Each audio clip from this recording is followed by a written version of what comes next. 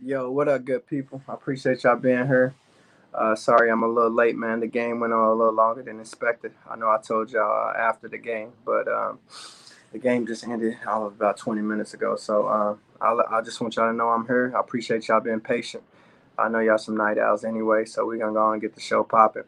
But y'all seen the title, man. Before I get started, I got to thank Kwame Brown. Shout out Team Kendrick, man. We did it. We made it happen. Um, we made some noise. We got some people from different states finding out about this stuff, looking into this stuff. And at the end of the day, that's all it takes. We the people, we can get this done.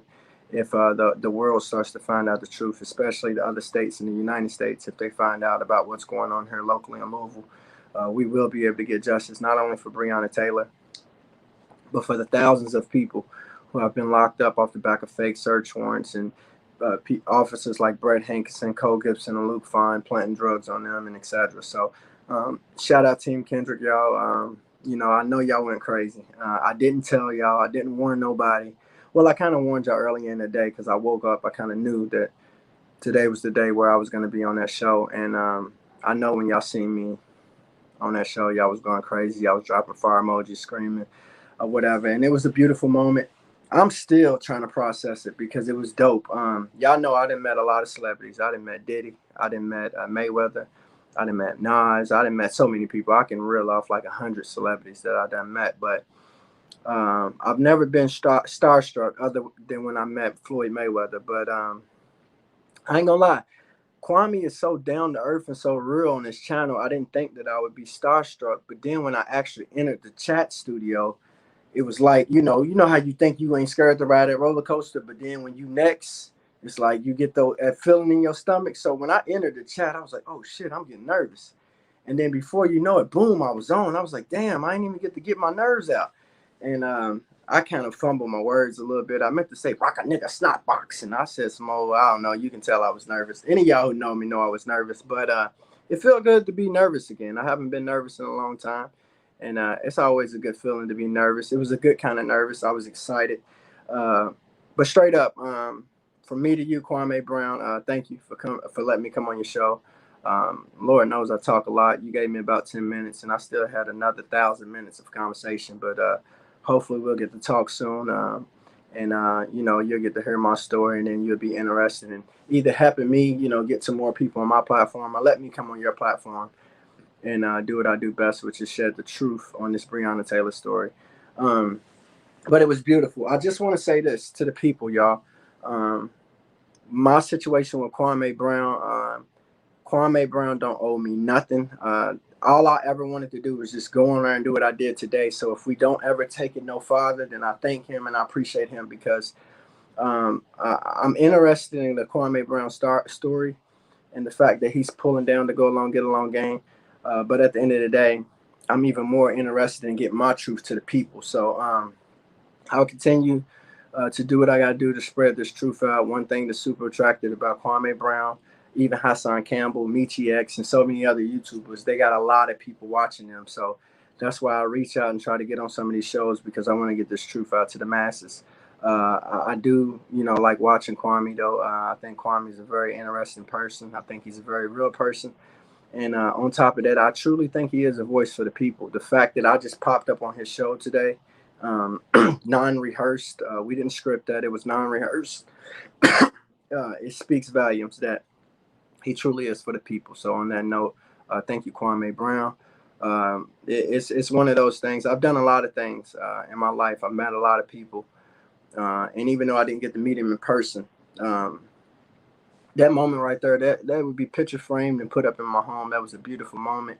I'll be able to look back, 30, 40 years from now and say, man, I remember this proud moment because we haven't seen anything like what Kwame Brown is doing on YouTube in a very, very long time. This man has literally took over the internet and he's took it over all in the name of standing up for us, the people. So we, the people, we thank you, Kwame Brown. I know Team Kendrick, we thank you.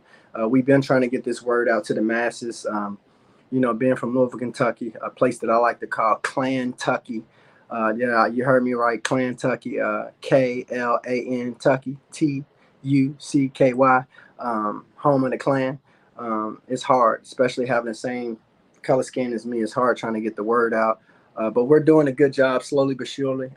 Good things come to those who got patience. And I've been very, very patient. I've been doing what I've been doing for a little over a year now.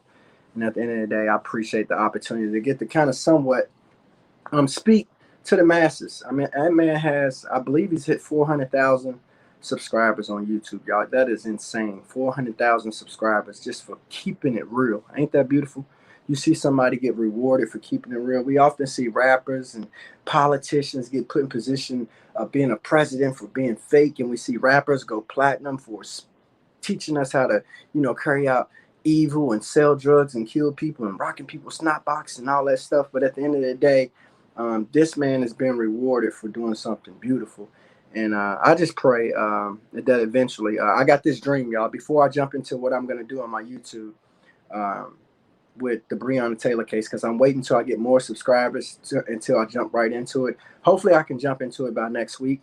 But I got this goal, and I think it's super, super dope because I've been trying to hit up people like Hassan Campbell and Kwame Brown and Michi X and all these people who got these channels to let me come on and get this truth off. But now I got this idea, man. And it's a dope idea. I would love to have Hassan Campbell and Kwame Brown on my channel. And I'll be fair with the mute button and letting them be able to talk and not letting it get too crazy. But if they came to my channel and then hopefully they can end their beef, and I ain't saying be friends or whatever, but just kind of find some type of common ground as far as being man, and just let the world know, they're not out to shoot or kill each other, anything like that, which I don't think Kwame Brown's interested in that. Maybe it popped in Hassan Campbell's head, but I think he's probably done thought about it, and he's not going to take it to the streets like he was, probably leaning towards. But at the end of the day, I hope they don't even fight. I hope they just squash it. But it would be dope if I can get them to squash that on my channel.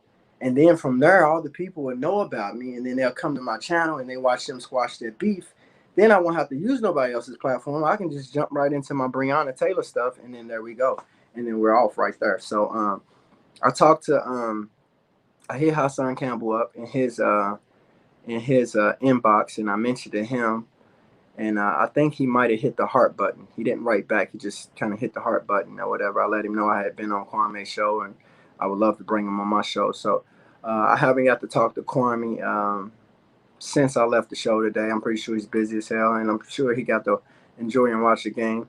But hopefully I get to have a conversation with him, and I'll run that idea by him. I know that situation is still very, very heated, and I'm not saying I can pull it off, but it would be dope if I could. That way, them two come on my channel, 1 or 2 shows, followed by Michi X or somebody, and then next thing you know, I got a ton of followers, and then we can jump right into it and get the world this information that I'm trying to get them. So that's my goal. That's my dream. Shout out to Team Kendrick, man. I can't thank y'all enough. Y'all stuck by my side. Y'all know what was so beautiful about being over on Kwame's page? Hold on, man. I got hit the big cup. For those of y'all that don't know, when I get parched, I got something in my throat like right now. I often hit the big cup action, baby. Big cup and fire emojis. That's what we all about over here on this platform right here, man. Big cup and fire emojis. One thing that was super dope when I was over on Kwame's show, and Kwame will figure it out eventually, because like I said, these people are all new to me. You got to see the haters from Morse World TV. They came over to Kwame Brown's show. The people who I like to call the COINTELPRO hoes, the go along, get along gang, as far as my world, the COINTELPRO hoes. You got to see them. And I love what Kwame Brown did. He did exactly what a real one would do. He put that dude up on the chat, and the dude was like, he's a snitch, blah, blah, blah. The same dude from Morse World that said he was going to hit me in my mouth, which he had never hit me in my mouth. Never. But at the end of the day, he said he was going to hit me in my mouth on Morse World TV, and it turned into a big old, from that moment on, I wasn't welcome back on Morse World TV because I had pretty much checked all of them. But y'all seen him as I was on Kwame's show, and Kwame put him up for probably about 4 or 5 seconds, and Kwame read it, and he was like, it don't matter, and then he threw it off. But I'm glad that happened, y'all, because it goes to show that these people are willing to follow me. They're willing to hate on me. They're trying their best to just sabotage me anywhere I go, and they're following me from platform to platform. And I thank God that Kwame Brown actually hit that chat to where that guy from Morse World TV was able to be seen. So when I jump into it and when I break down that situation, then I'm like, oh yeah, he was on Kwame's show hating on Kendrick when he was on there. So it's just dope, man. The haters, they can't make a right move, and the universe is ordering my steps. Thank God that the higher powers ordered my steps, and for some reason, man, God is still just, doing what God do best. He's making all the right moves. That's why I try to let y'all know y'all got to let God order y'all steps. Y'all know I'm not overly religious. I'm not some Jesus person or anything, but I do believe in the higher power. I do believe in the universe. And I told y'all when Kwame Brown first started taking over the internet, I told y'all, I said, I speak it into existence. I will be on his show, but it's gonna be when the universe allows it, and when things are properly aligned for that to happen. And what y'all seen today, as I was on my platforms today, they put me in jail on Facebook, on both of my pages, and then they was messing with me on IG. And as I was laying on my couch, my boy texted me. He said Kwame's on. Right after they had booted me off IG, he said Kwame's on. I went and looked at Kwame's page, and then before you know it, I was on her. I was on the show, and I had got a text from Michi X as I woke up. Michi X's text was the first text I read today, and what she had wrote me, I kind of knew in the back of my mind, some way, somehow, today is going to be the day that I hook up with Kwame Brown as far as coming on the show. And then I told y'all on my Facebook before they put me in Facebook jail, I said, I think I'm going to end up on the Kwame Brown show today. And then I spoke it into existence. And then next thing you know, boom, I'm on the show. It goes to show how dope the higher power is. You gotta walk by faith and not by sight. I want y'all to know, man, it just felt so good. It felt so refreshing. Y'all know, Team Kendrick members who's been with me from day one, the people who's walked with me and dropped fire emojis all over the internet. Y'all know for a fact that there's been some days where my spirits has been low. Not a lot of days, but there's been a few days, especially when they falsified charges on me and they had my house surrounded with guns, all for a contempt of court charge. I mean, it was insane. And y'all seen me go through that, and that was hard for y'all to watch. But my spirits was low because here I am doing what I'm doing for Breonna Taylor, going hard, trying to get these dirty cops off the streets, and then they take this woman that was a part of the grand jury, and she claimed she wanted justice for Breonna Taylor, and then they used her to falsify charges on me. And then next thing you know, Tamika Palmer, Breonna's mother, along with David Maurer and others, are threatened to sue me and take my house. Um, that really got my spirits low, especially when Breonna Taylor's mother was participating and helping the police with the stuff that they was doing to me, and that kind of broke me. But y'all, Team Kendrick, y'all kept my spirits high. Y'all refueled me. My fuel was running low, but seeing the fire emojis, all the stuff that y'all write me, all the people that believe in me. I had a conversation with Gino earlier today, and Gino, to be a man, it's amazing some of the things that comes out his mouth to be a man, because the way I've grown up, you don't find a lot of men that talk to you like that. And Gino, he speaks to me from he looks up to me point of view, and he's not afraid to let me know, like, I look up to you, I support you, I believe in you, I trust in you. And Gino's not afraid to ask me questions or anything, and I appreciate Gino for that, because it reminds me that I got a responsibility other than just what I want to do. It reminds me that people are looking up to me, people do trust in me and believe in me. So thank you, Gino, for being not only a man, but being a man that can actually tell another man, how you feel as far as, my leadership. That means a lot, because a lot of us, we look up to people, but we're not going to tell them. We're not going to open up and tell them that, especially men. And that's what's so beautiful about Kwame Brown show. That's one thing I do love about the show. When I'm watching, there's so many men that call in and they tell Kwame they look up to him. And I'm like, man, people don't understand how hard that is, especially when you got thousands watching. You letting another man that's no longer in the NBA, you letting a man that's not some celebrity with some blue check beside his name. If y'all notice, Kwame Brown don't even got a blue check beside his name. And this man who's just, on the internet talking and spitting out truth, got other grown ass men. Some of these men be older than him, calling him and telling him that they look up to him and they appreciate everything he's doing. And man, it's beautiful. And it's a feeling that puts a responsibility on Kwame and myself to know that we can't just give up. We can't just quit. I'm pretty sure there's been plenty of days where Kwame Brown's like, man, I want to get back to my kids. I want to get back on my tractor. I want to just be normal again. Because he's got a taste of being normal, for the last, few years since he's been out the lead. I think he's been out the lead probably about 7, 8 years.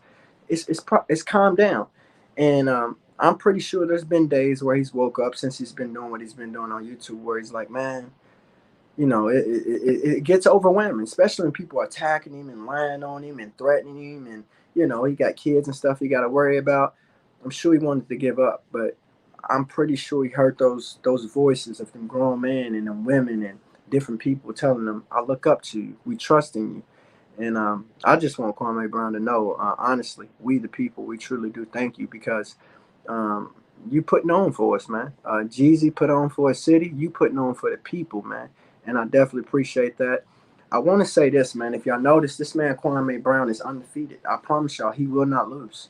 It would be a Floyd Mayweather type situation with him as far as these YouTube wars. You will not see this man lose.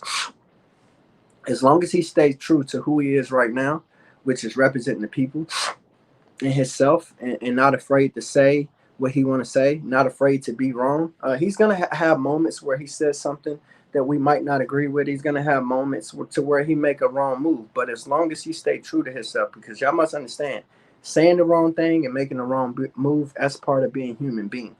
But as long as he stay, being that person that first of all is gonna stand up for himself, but on top of that, he gonna stand up for the people. He will never lose, because as long as you got the people on your side, you will not lose. See, a lot of these organizations, these black organizations, they've made this phrase so phony. The power's in the people, but it truly is, and you witnessed that with Kwame Brown.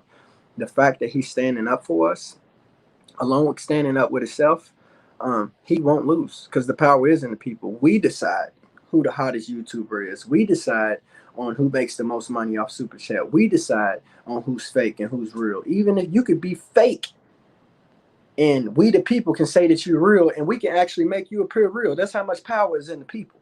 Or you can be real, and we the people can make it seem like you fake. That's how much power we got. But at the end of the day, I'm so thankful that Kwame Brown is rocking with the people, but also being rewarded. Because what you see a lot of the time is people stand up for the people. People try to go to war for the people, but at the end of the day, they don't get rewarded. And sometimes the people don't appreciate what they got until it's gone. You look at people like Martin Luther King, even Muhammad Ali, Malcolm X. People did not appreciate them. Medgar Evers, James Baldwin. People did not appreciate these folks until they was done with their greatness. You see Kwame Brown, something so unique about Kwame Brown. You can't talk about his basketball career. His basketball career, that's a whole nother set of greatness, a whole nother set of history. This is a fresh start of history, and what you witnessing at his beginning, at his journey, him being rewarded. You don't see that a lot, folks. You don't see people being rewarded at the beginning of their journey. You look at the story of Michael Jordan, you look at the story of LeBron James, you look at all these people at the beginning of their greatness, they did not get rewarded. Most of them got it on the back end or in the middle. But Kwame Brown, as soon as he started his journey with this greatness on YouTube, this man has been rewarded, man, and it's beautiful, man. And not to say that he hasn't been battle tested. I went through the far, because I know he's been making YouTubes before this go along, get along gang stuff. But since he's chosen to take on the machine, the go along, get along gang, they're a part of the machine. They're part of white supremacy. Since he's chosen to take on the machine, this man has been rewarded, and you don't see that often. And salute to that brother for that, man. I truly, it's just so amazing to witness that and see that, man. I just love it. Everything about it, I love it. And at the end of the day, man, I could talk about Kwame Brown all day, every day. I'll tell you what got me with Kwame Brown, what was so beautiful about the situation with Kwame Brown. I was a big time Stephen A. Smith fan. I was, just like most of us black men. We watch ESPN every day. It was our thing. I used to love seeing Stephen A. Smith check Skip Bayless. I like Skip Bayless, but it was kind of cool to see Stephen A. checking him, and to see Stephen A. checking Max now, because you get to see a white man, somewhat, to a white man, which you don't see that a lot. You get to see a black man have the last word. And then on top of that, Stephen A. Smith, as far back as his hairline is, his swag was just on point. His vocabulary was ridiculous. I mean, he just had the dopest vocabulary. He'd just be spitting out words, and I'd be Googling shit like, what does that mean? So it was dope to see that black man on TV to have all those characteristics about him as far as a big vocabulary. He can get the last word when it comes to the white man. On top of that, he's talking my favorite sport, what I love, basketball. And I just loved it. So I was a big time Stephen A. Smith fan. But when I seen Kwame Brown going at Stephen A. Smith, if you're a true Stephen A. Smith fan, you had no choice. I mean, it was a no-brainer. You had to side with Kwame. It hurt it. It hurt it because if you're a true Stephen A. Smith fan, not only did you side with Kwame, you stopped watching that shit. I haven't watched that ESPN shit since, and I kind of want to sneak back and watch it. And now that I went on Kwame's show today, I kind of heard Kwame, and I'm like, hold on, you watching it still? So I can go back and watch it because I've been boycotting it. But Kwame then was talking about some apology that Stephen A. has done, and I didn't see that. And so now I'm like, okay, so they still watching, so I might go sneak and watch it. But Kwame single-handedly made me. I wasn't a big Kwame Brown fan. Now, I'm a diehard Michael Jordan fan. My favorite player of all time, Michael Jordan. So I was familiar with Kwame Brown, and I wanted Kwame Brown to be everything those white men wanted him to be as far as making billions off of him. I wanted him to be all that because he played for Michael Jordan, you know what I mean? And played with Michael Jordan and played with him. So I wanted to see his success, but I was a diehard Stephen A. Smith fan. And what Kwame did is he made me stop being a Stephen A. Smith fan. He made me stop pulling for Stephen A. But not only did he make me stop pulling for Stephen A., he did it with a YouTube, with a cell phone camera. I said, what in the hell? And then as I was waiting to see if Stephen A. was going to respond, and when he finally responded, Stephen A. responded with commercial breaks and cameraman. He was on a full-fledged worldwide network, had cameraman, commercial breaks, producers, and writers, and still lost. On that note, I was like, you know what, Kwame? You a bad motherfucker. Stephen A. Smith with that big vocabulary, with that big brand ESPN behind, with these cameramans and these commercials and producers and writers, still lost. And on that note, I was just like, you know what, the man's the truth. And I can't do nothing but learn from him. As y'all know, I've been doing my thing. I'm the truth too. Let's not get it twisted. I definitely am the truth. And I was kind of like I was doing all types of stuff on my Facebook. If y'all go down and watch me, not the last couple months. The last couple months has been filled with nothing but stupid beefs and all that. But if you go back a little farther than the last couple months, y'all see I'm the whole goddamn truth on social media. I really am as far as Facebook. But to see Kwame Brown bring down Stephen A. Smith and then to say, no, I want more. He started bringing everybody down. And then to see him go at it with Hassan Campbell. Now, I don't know Hassan Campbell personally, but I do know he's got to be some type of threat on YouTube because he's got 350 something subscribers. So he got to have something going on over there, right? And then to see Kwame Brown, and this is no shade to Hassan, but watching that little bit, Kwame Brown just really jumped up and down on him like he was on a trampoline. Like really. He just handled him. Then I went back and started peeping some of Hassan's stuff, and I was like, okay, you know. And one thing that came out of Hassan Campbell's mouth that, you know, I want to, you know, put in Kwame Brown's ear because we got to hear the brother when he said this. When he said this, he kind of read me back in because I heard him say what he said about the kids and the baby oil, and I was like, what the fuck? Then he said something about somebody giving him some head, another man. I was like, what in the fuck? But, you know, I kept watching. I didn't want to just judge him off sound bites because at the end of the day, that's wrong. And I had already done it. I already heard a couple sound bites that made me not interested in listening to the dude no more. But as I continued to listen to Hassan Campbell, he said something that really made me come back in and made me kind of somewhat understand him. The man said that he don't have a father. He wasn't raised by a man. He don't know what it's like. You know, he's still learning. And I had to respect that. And I get it because, you know, my father wasn't always in my life. And I was raised in a foster home. And so many other people was raised without a father. And I know some of y'all saying that's not an excuse. But at the same time, it is though, because what you picked up on not having a father, he might not have picked up on. See, it has different effects on different people. Now, for me in my life, I like to think it affected me in a good way. But for some people not having a father, There's some people that are in their 40s and 50, and they still lack in certain characteristics that a normal man would have that was raised by his father. So on that note, I hope Hassan Campbell realized, some of the things that he said. You just can't say that as a man. But at the same time, you must understand, as part of being a man, we're often going to say things that other people think that we shouldn't say. That's also a trait of being a man, is we say whatever the fuck we want to. And at that present time, he said what he wanted to. I don't agree with him. I think it was sick. I think it was perverted.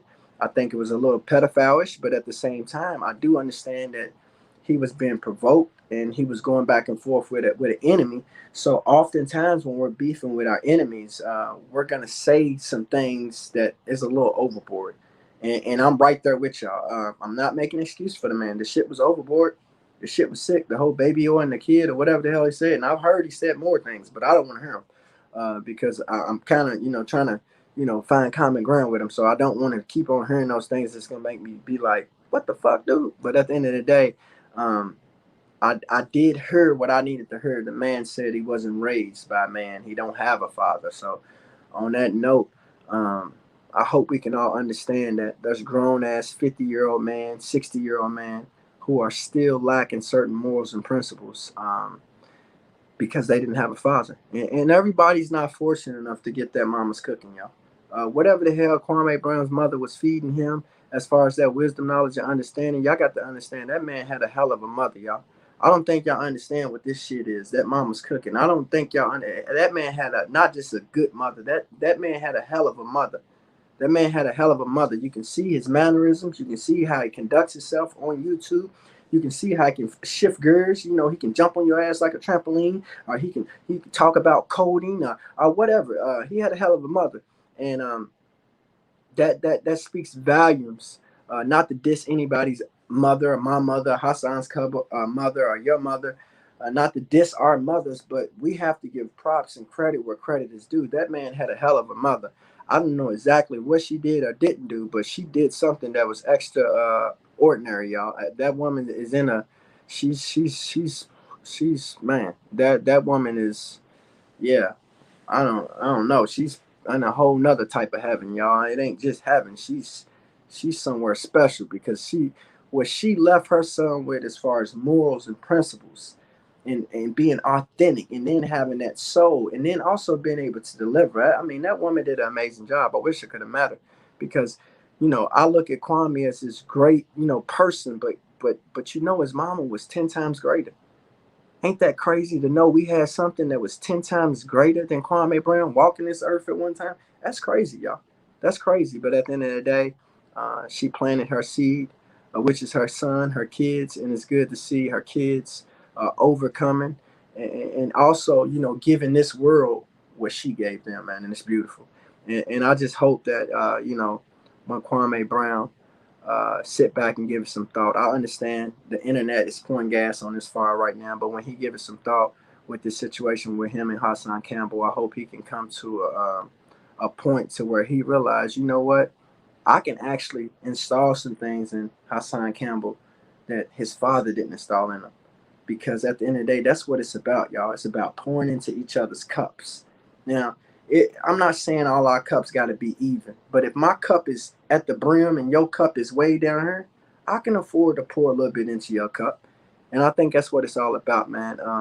I think when it comes to the man department, I think Kwame Brown's cup, and this is no shade on Hassan Campbell, this is just me speaking. When it comes to the man cup, the basic morals and principles, not the street life and all that stuff. I'm talking about the morals and principles that every man needs to have. I take Kwame's cup over Hassan Campbell's. But at the end of the day, I think Kwame has so much in his cup that he should pour some into, or at least attempt, you know what I'm saying, to pour some of his cup into Hassan Campbell's. Because at the end of the day, with both of them men having over 350 subscribers, man, if they can just somewhat find some type of common ground, they can be deadly for this culture, man. Because I got news for you. These rappers, they done found common ground. Their common ground is, let's tell all the kids to sell drugs and shoot each other. Let's tell all the chicks that they bitches and whores and go twerk something. That's their common ground. So just imagine if people like Kwame Brown and Hassan Campbell can find common ground and really start pouring into the cup when it comes to our cup as the people. It's gonna be beautiful, man. It's gonna be beautiful. Another thing I want to say about Kwame Brown, because I see this coming. Y'all got to understand what Kwame Brown is doing, man. He's taking a risk. Like, he don't know me. With him bringing me on and let me come on and not knowing what the hell I'm talking about, that's a risk. That's a risk. So I want y'all to understand, because it's only a matter of time before it's happened. Um, with Kwame taking a risk and with him truly being for the people, there's going to be a situation where some things go wrong. There's going to be a situation where he brings somebody on his show that is running a scam. He's going to bring somebody on his show that's not who they say they are. But at the end of the day, what we cannot do, we cannot hold Kwame Brown or Hassan or Michi or whoever makes this mistake. We cannot hold them accountable, because at the end of the day, when you're in it for the people, you're not always going to pick the right person. Part of dealing with the people is you're going to often pick the wrong person. And it's going to happen a lot. And hopefully, yeah, and hopefully, you know what I'm saying, he can learn to minimize that situation. But how can he truly know if he's in it for the people and he's giving everybody a fair chance? So appreciate what he's doing right now as far as taking risks and bringing anybody on. But don't use that against him when he takes a risk and brings somebody on, and then that person tell us all something, and then they get they fame and they clout off the back of Kwame, and then they go run a scam on the people, and then we all point to Kwame and blame it on him, y'all. Don't do that, because I need y'all to know it's gonna happen. Somebody's gonna come on that show and they're gonna run a scam on the people. And because we got introduced to that person through Kwame, we're gonna try to hold Kwame Brown accountable for that. We can't do that, folks. We can't. And you must understand, Kwame Brown is only one person. He's one person. He can't do a private investigation and get to know any and everybody that comes on the show. His job is to somewhat take a small fish, take a minnow, and make it a decent sized fish in this pond that we got going on in the world. That's it. And I appreciate what he's trying to do. The man's powerful, y'all. I had 609 subscribers when I started my day today. Now I got over 1,000 subscribers since I left that man's show, man. Over 400 people in one day, y'all. In one day. So he's powerful. He can add to all of us. We all need a Kwame Brown type person in our life. Somebody that can give us a boost. That's what it's all about, man. I got news for you. Everybody in this world, they got success, and everybody in this world that's headed in the right direction, somebody gave them a little boost. That's all you need, is just a little boost. And I thank Kwame Brown for the little boost he gave me. If he don't ever bring me back on, if he never calls me, I'm not gonna beef or have anything bad to say about the man, because at the end of the day, um, he gave me a little boost, and I can appreciate that. I can definitely appreciate that he gave me a boost, and I thank God for that. And I just want to let y'all know, at the end of the day, it means the world. But more importantly, Team Kendrick, y'all been giving me that boost. That boost that Kwame Brown gave me today, y'all been doing that for over a year. And I appreciate y'all. Y'all the true MVP. We the people, man. We appreciate Kwame Brown. But me, Kendrick, I appreciate, first of all, Team Kendrick. Y'all see it. I appreciate Team Kendrick. But more importantly, I appreciate the people. And we the people, we the only ones that can get this justice for Breonna Taylor. We the only ones that can really push this government towards, equality. And I know y'all all want to see the finish line of equality. I know I want to see it. And at the end of the day, I'm gonna just keep striving, trying my best to get justice for Breonna Taylor, get justice for myself. Once again, I said black lawyers, but I would love to have any lawyer out there, preferably black. You know what I mean? I would love to make history with a black man. But any black lawyers out there who knows how to write appeals. I got a multi-million-dollar case against Brett Hankinson, those cops that participated in killing Breonna Taylor. That just got thrown out after a year and a half because no lawyer would represent me. Benjamin Crump quit on me, along with a bunch of other lawyers, Sam Aguilar, and a few other attorneys. They quit on me. But if the right, honest lawyer get on my side, don't listen to what the naysayers are saying. Actually, come meet me. Come see my evidence. We can make a few $1,000,000 off the back of this situation. I'm sitting on $1,000,000 material. I have nothing but videos, proof, fake search warrants. I have all types of stuff, forged signatures and stuff that they was doing. I have it all. I can prove it all. And at the end of the day, I need a lawyer. I need some people who's gonna ride with me. I'm looking for some IT people who can help take my YouTube channel to a whole nother level, because there's big money to be made on here, and I'm willing to make money with people. But at the end of the day, I do want to get my case taken care of. I want my channel to be looking professional, so I can get this information out about Breonna Taylor, but also make it a good channel, some entertainment. Y'all know, Team Kendra can tell y'all I'm funny as hell. Y'all gonna see I have days where, I'm just gonna be on some Dave Chappelle shit. Like I'm really, really funny, y'all. Y'all see. Also, my mouth is bad. I wasn't a cusser until this whole situation went down, but cuss words have turned to venting words for me. And so my mouth is kind of bad sometimes. I'm going to try my best on YouTube to keep it clean. But I'd rather be on YouTube cussing or on Facebook or social media cussing than at a Walmart shooting it up or at a Kroger shooting it up or at a school shooting it up. I think one thing that the controllers of social media they often forget is that people are venting when they're when they're cussing. And one thing about cuss words, you can kind of see something, about to happen before it happens. So at the end of the day, I think it's very very key that social media allows people to cuss and vent, because a lot of people, instead of going out and getting guns or fighting, they just cuss. And I think we should give people the opportunity, and we got to realize at the end of the day, these are just words. I understand we got to take threats and stuff seriously, but as far as your cuss words, your basic cuss words, we need to let people cuss, because at the end of the day, I'd rather see people cussing and shooting and going into schools and churches and doing all this evil, wicked, crazy stuff. So, I just want to give y'all a heads up. If you're a super Christian or super Muslim or whatever you might be, a super Moor person or Moorish person or whatever your religion is, I do cuss sometime when I'm in a bad mood. My mouth can get real bad. I think last time I checked, I was ranked like 6 in the world as far as cussing. My cuss words, I'm trying to get into the top 5, but that top 5 is tough. It's tough, but they got me ranked number 6 right now. I'm a hell of a cusser. It's not something that I wear on my sleeves. It's just something that comes with my mouthpiece. So at the end of the day, if y'all catch me over here cussing, just know I gave y'all fair warning. I'm no saint. My relationship as far as God, if y'all are interested in my religious backgrounds, I don't believe in Jesus and all the other stuff. I don't go through no middleman. I strictly believe in God. My God got the same voice as Morgan Freeman. He be talking to me. Often when he talked to me, I heard, that deep voice. My God got a deep voice. It's like Morgan Freeman. He's like Kendra. He's got a very, very deep voice. So at the end of the day, I just want to let y'all know, before y'all try to back me into a religious corner, there is none to back me. I believe in the higher power. I'm cool with calling the higher power the universe, or God, or whatever. But at the end of the day, that's what I believe in: the higher power, the universe, and God. No middleman. I believe that the story of Jesus is white supremacy. I do pull from the Bible. I think the Bible is a book that got a lot of inspiration in, especially the Old Testament. I'm not a fan of the New Testament. I think it's all white supremacy, and those are my religious beliefs. I'm not going to try to steer you away from that. But if you want to, get in the space that I am, you're going to have to cut out, that, because the space I'm in don't involve that. So at the end of the day, if your white Jesus is working for you, you continue to believe in your white Jesus. But my foster parents, they was pastors. They treated me like shit. Most of the Christians that I ran into in my life, they was liars, deceivers.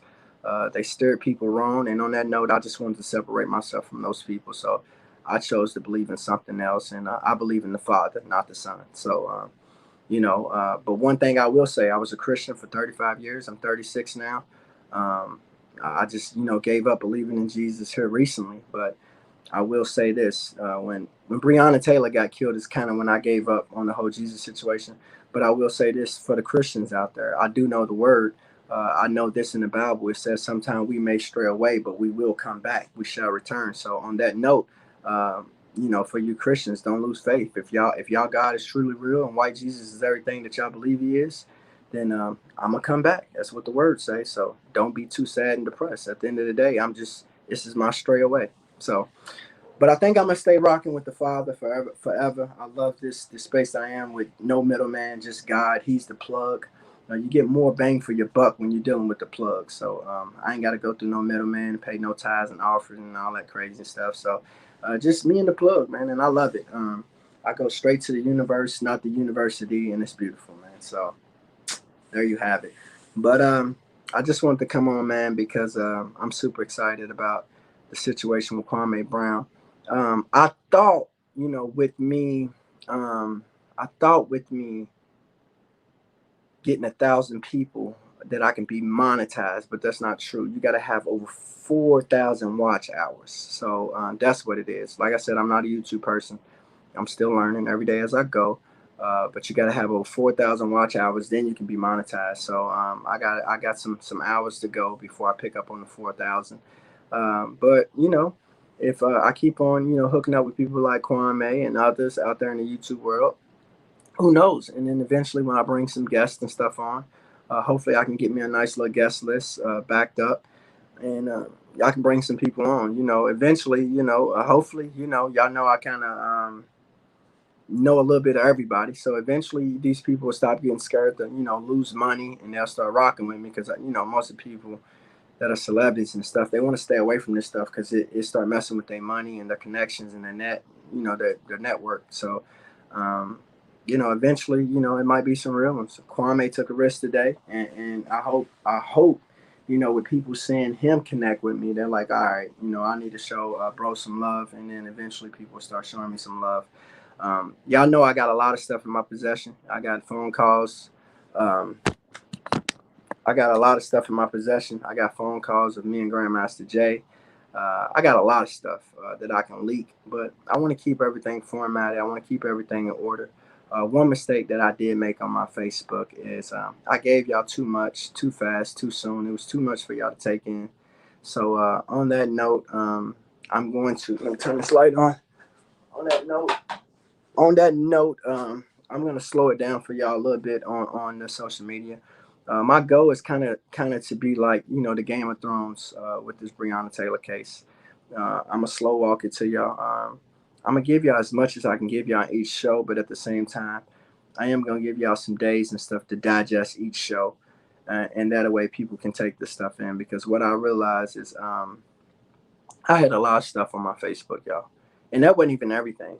It wasn't everything, but I had a lot of stuff, and it was easy for me to understand. But what I got to realize is, y'all didn't have the front row seat to me that I had, so it was a little harder for y'all to understand. And I truly do understand that, y'all. Y'all didn't have the seat that I had, and on that note, that's why I'm coming to YouTube. I'm starting over. I got a fresh start. I'm gonna break it down. I know Kwame Brown said he want me to hurry up and get it out there, but it's not like that, folks. I'm gonna get it out there, but I am gonna holler at Kwame if you want me to hurry up and get it out there.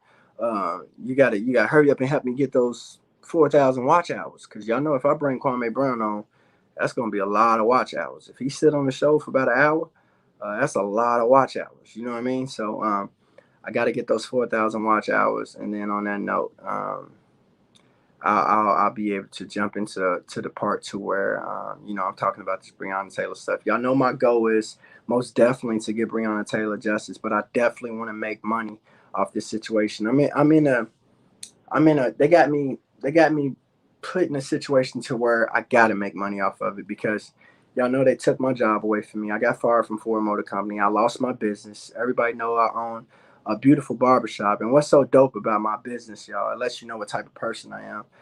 My barbershop was called the People's Barbershop. And then all of a sudden you see Kwame Brown standing up for the people. And I'm just like, man, it's speaking to me, because that was the name of my business, the People's Barbershop.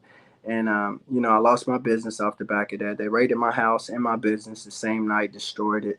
I wasn't able to recover, and they never gave me any money. I never caught any charges or anything. But somehow, some way, this is perfectly legal. What they did to me made me lose my business, destroyed my house, slandered my name. I was all over the news and everything, but never caught any charges and never went before a judge for this situation. I never appeared in court for this. They just told me my case was dismissed. And then I said, okay, my case is dismissed. Well, what's my case number? Never gave me a case number, never gave me a check for the damages, destroyed my cars, destroyed my relationship, destroyed my sister's recovery. My sister was recovering from a brain aneurysm. This happened October 2019. I had to put my sister in a nursing home. After I put my sister in a nursing home, then COVID hit. I wasn't allowed to see my sister for like 8 months. It was crazy, y'all. Still is crazy. I think I've seen my sister a total of maybe 4 times since they hit my house. It's just a bad situation, man. Since COVID hit, I've seen a total of 4 times. It's just a horrible situation what they did to me, and somehow they figured out a way to throw my federal lawsuit out. So I haven't been paid anything, but I can appeal the decision. One thing I found out what they did, the way the federal lawsuits work, you have to enter all your evidence, and all my lawyers, none of them ever entered any of my evidence. So I had a case that was open from October 2019 all the way up until 2 weeks ago, and zero evidence was ever entered in. So basically all my attorneys, all my lawyers, they was being paid on the table. They was in on it, in my opinion. And you know how it goes. Go along, get along, gang is real. People like Dr. Royce Watkins, Roland Martin, and so many others, Tamika D. Mallory, Benjamin Crump, Sam Aguiar. It was just so many people who kept this story from making it outside of Louisville. I was on every single news station here locally, but yet nobody did the follow-up story. They was all interested in the story when I got the lawsuit against the cops, but nobody did the follow-up. So the go along, get along gang is real. The DOJ promised that they was coming to my house in June, which was last month. They never showed up. I've spoke to them several times on the phone. I'm going to be leaking those interviews to y'all, those phone conversations. Thank God that I got to talk to a few people that gave me a little hope. I spoke to Michi X. She blasted the conversation between me and Sam Aguiar, which was Breonna Taylor's lead attorney. And I don't understand why that phone conversation hasn't went viral. Maybe I can get Kwame Brown. It's only 7 minutes, so maybe I can get Kwame Brown to play that phone conversation so people can get familiar with my truth. Because that that phone call between me and Sam Aguiar pretty much sums up where I stood. And what I truly wanted, and that I wasn't about the money. I forgot to tell Kwame Brown that they offered me $5 million back in December that I didn't take. Um, it was a few. I was nervous, y'all. I forgot to speak on a lot of things, but at the end of the day, it is what it is. Um, as y'all know, what they did, they took people in the religious world and in the protest world, and they used them to attack me. Which there's a thin line between politicians and pastors and those religious people. So what they did is they used these religious people to attack me and spread dirty rumors about me, and it's okay because one thing I know about success, one thing that I know success, all that always come with success is haters. That's even at the beginning of your journey and at the top of your journey. You're gonna have the haters. So I thank God for the haters because they let me know that the recipe's there for me to be successful. The recipe's there for me to make history. Often when people make history, you're going to see that they had a lot of haters and a lot of people who didn't believe in them. A lot of people don't know this. When Muhammad Ali was in his prime, people did not like that man. They hated that man. They thought he was cocky, arrogant. They didn't like him. And come to find out, he's one of the greatest people to ever walk this earth. So I understand that. I understand the haters is going to be there. They got a job to do. I understand that they're trying to be the best hater possible, and I'm trying to be the best version of Kendrick possible, and I'm okay with that. Um, I just want to be able to fulfill my greatness, fulfill my purpose, and continue to let God order my steps, and I'm going to do that. Um, as y'all can see, God's been very, very good to me. He showed y'all that He's walking with me. Y'all seen me appear on Kwame Brown show today. That was nobody but God. Y'all know these people are trying to shut me out. Tamika D. Mallory and everybody has ran from me. They've lied on me. They slandered my name. They stood up with evil, corrupt people like Tamika Palmer, which is Breonna's mother. Yes, I said she's an evil, corrupt person. They stood up for evil, corrupt people like Kenneth Walker. When I released these people's phone records, because y'all need to know I got Kenneth Walker's phone record, which was Breonna's current boyfriend when she got killed and he was in an apartment. When I got his phone record, and when I released this stuff, y'all gonna find out these people are messed up. They're evil. They're wicked. They're involved with a lot of stuff. And Until Freedom chose to support that all because they was getting paid.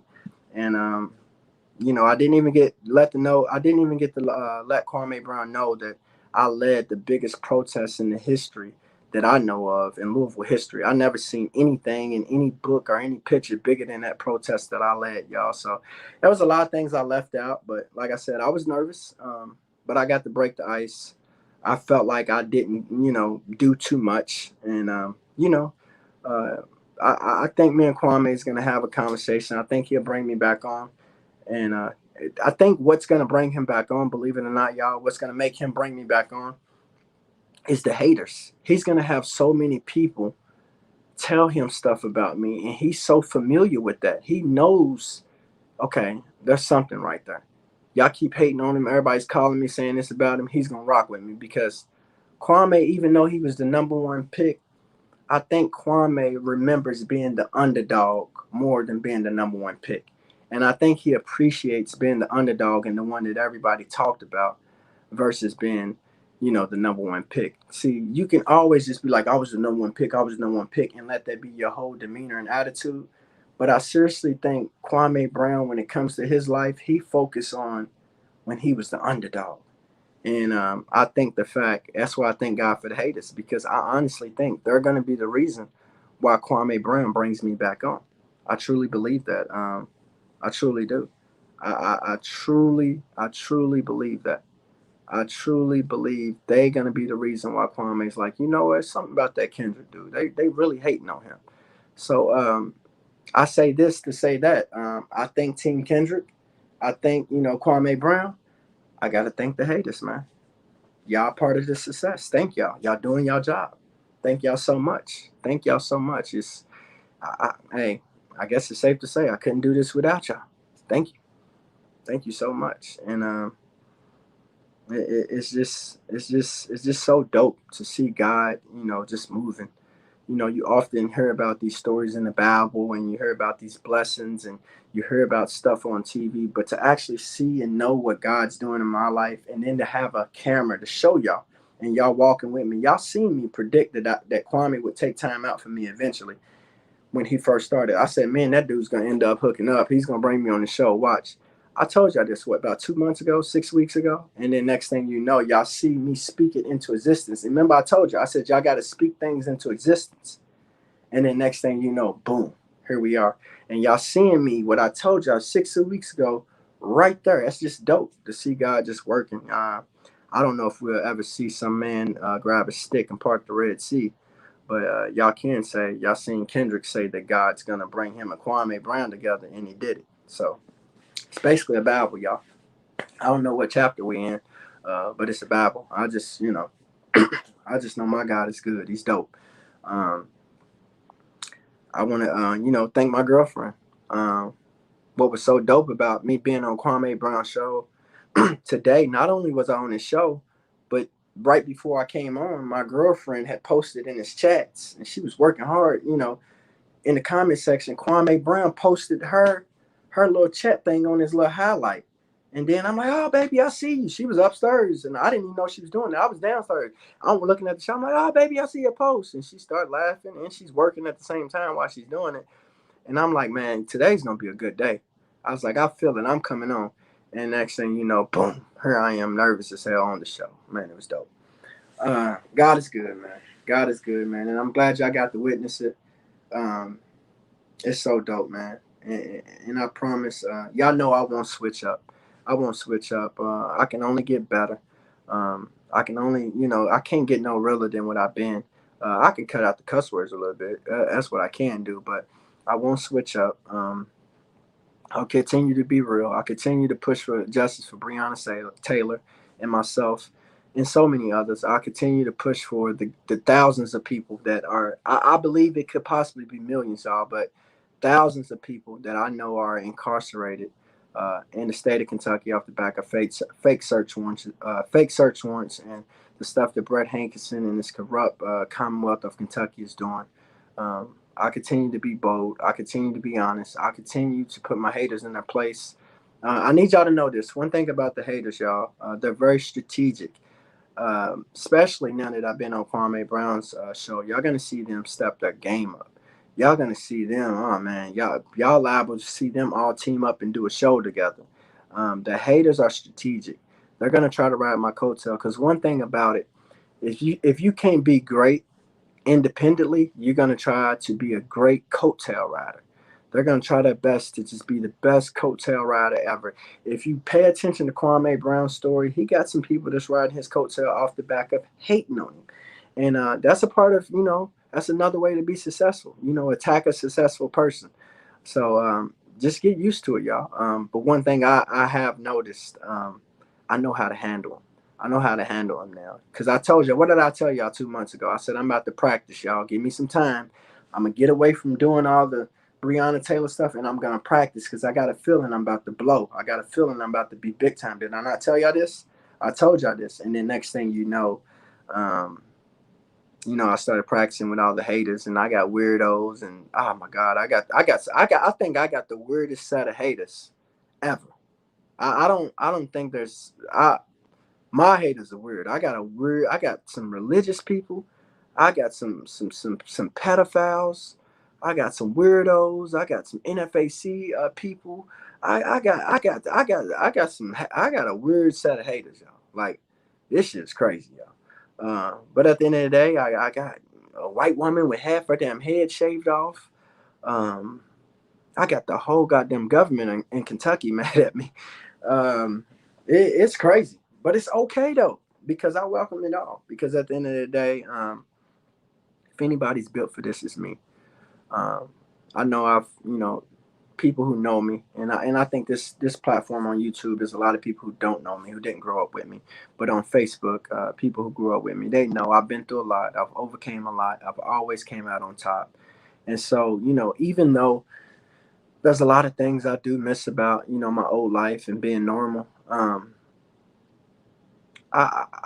okay with what God's using me for, and some days are tougher than others, but I'm okay with it because I know that I'm built and I'm designed for this. God prepared me for this situation a long time ago. I've been through so much, y'all, and I don't really like telling my personal story, my childhood and all that, because I don't like to get the sympathy and the empathy. I'm not like a mushy person. I don't do all that mushy stuff, and I think the reason I don't do that mushy stuff, well, I know, is the fact that I grew up in a foster home. They never showed me affection. I was basically trapped in the basement for 9 years. They didn't let me do much except to play basketball. I never was a person that could get out. Only time I can get out is if I snuck out the window, and my windows had bars on it. And then, we figured out a way to unscrew the bars off, and, we would sneak out sometime. But at the end of the day, I never really had, my foster parents or show me that much affection. And now that I'm grown, I really don't fuck with affection other than it coming from my girl. And I don't even like her to be overly affectionate. She knows I'm not with the mushy stuff. But with me being like that, um, it just prepared me. Everything that I've been through has prepared me for this. And as I look back at my life, I'm like, okay, now I get it. Because sometimes you wonder, why'd you put me through this, guy? Why'd I do that? Why such and such? Especially early on in my life, I used to question God, and I used to ask why. I used to be like, why am I in this foster home? Why don't my parents ever come to my games and stuff like that? But now that I'm grown, I get it because everything that I went through, I believe was for this moment right here.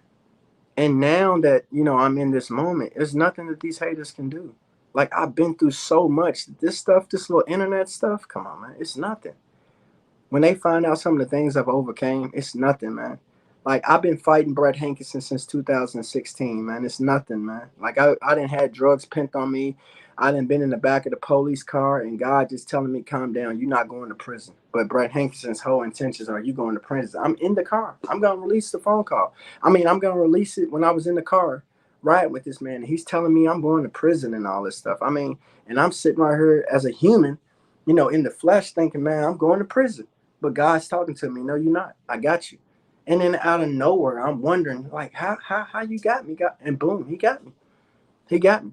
A lot of y'all don't know this. My last case that I had going on with Brett Hankinson, they was actually going to send me to prison. And they probably might still try to send me to prison off of it, even though I beat it, because the charges can be brought back up. That's what they do. They dismiss with prejudice and without prejudice. But they dismiss mine where they can be brought back up. But a lot of people don't know this. That last case I beat with Brett Hankerson, they only threw it out because he had killed Breonna Taylor. Because he had killed Breonna Taylor, and they didn't want y'all to see Brett Hankerson on the stand with me because I had already had him on the stand, and it was embarrassing. And I had control of my case because I made Rob Egger do what I say do. Rob wasn't in there doing what he wanted to do. He was doing what I told him to do. I paid him and made a deal with him that I'm paying you to do what I tell you to do. So he was doing what I told him to do. So on that note, they threw the case out once he had killed Breonna because we had already embarrassed him on the stand and I had caught him in so many lies. They didn't want y'all to see that. So, you know, God, he just works in mysterious ways, man. He truly do. But I appreciate him. I love him. Uh, and I thank him for everything, even this, which a lot of people think, this is horrible. This young man is going through this, and I don't get it twisted. This is a messed up situation. But what I'm trying to tell y'all, even though these corrupt, evil, wicked people of Kentucky are out to get me. They set me up, falsifying charges on me. They didn't turn people against me, slander my name, got people thinking all this negative stuff about me. My God is still God, and he's powerful. And when you walk with him, yeah, you might have some concerns, but at the end of the day, those concerns go out the window very quick when you realize, man, God got me. And that's what it is, y'all. And that's how I get through. A lot of y'all write me and y'all like, are you okay? Or, do you need anything? And there's things that I need, but here's the thing, y'all. Anytime I put my cash app up, anytime I'm my rent and stuff and situation, I come in a situation, man, God always figured out. People always come through. It might be 5 people who donated me some money and only donated, $6, $7 a piece. And then out of nowhere, here goes some stranger. Boom, $300, $400, $500. Look in the mailbox. I got, food cards for me to eat on and stuff. People helping me buy groceries. People buying me dog food. I mean, so God always works it out. Sometimes he might not work it out as fast as I want him to. He might not work it out how I want him to. But look at me, I'm still in my beautiful house. They ain't took my house, and it's already been written. If something was to happen to my house and they was to somehow take my house, God got a bigger and better one for me. Straight like that, y'all. But ain't nobody taking my house, y'all. They can try all they want to. This is a trophy that was given to me by God. I worked my ass off since I've been 16 years old. I put more hours in than anybody that was involved in that protest. I'm willing to put that. I'm willing to bet I'm willing to put my resume up against anybody who was involved in that protest. As far as on the clock, I got more hours than any of them on the clock. On the clock. I worked 17 hours a day, busted my ass, y'all, to get this house. And now these people want to try to take it away because Tamika Palmer is offended because I'm telling the truth. Ain't that just like the devil, y'all? When I was out there fighting for this woman, and I want to see her daughter get justice more than she do, and now she's interested in hooking up with an attorney that used to be the chief of police, power of attorney.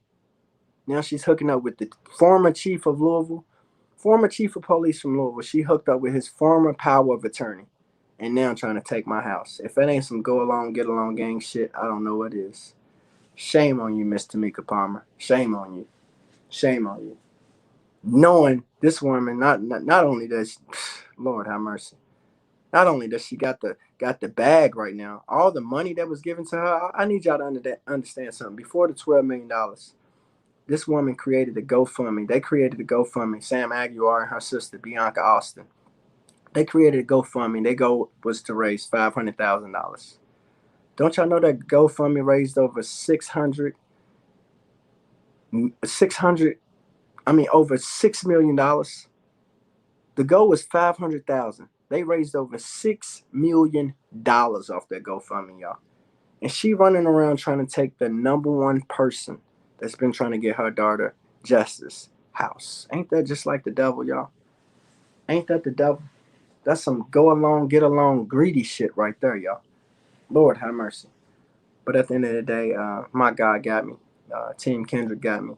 I'm hoping Kwame Brown. One thing I'm hoping is some type of honest attorney was watching, and they reach out to me and they help me with this appeal because I got all of about a week and a half, 2 weeks to get this. About 2 weeks to get this appeal in.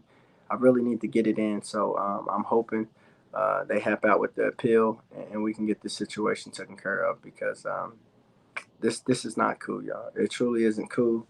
What they've done to me, the Louisville Metro Police Department, is sickening. My house has been damaged, thousands of dollars to my house, my business, my car. I was in a good space financially where I was making over $100,000 a year legally, and now I'm living off Cash App transactions, y'all.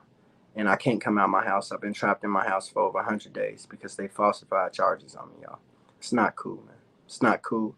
And at the end of the day, I hope people like Kwame Brown, as they, lay in their bed tonight, they think about the situation, and they truly reach out and help me with my situation as far as getting some help. And that's all one can ask for, y'all. I know help is on the way.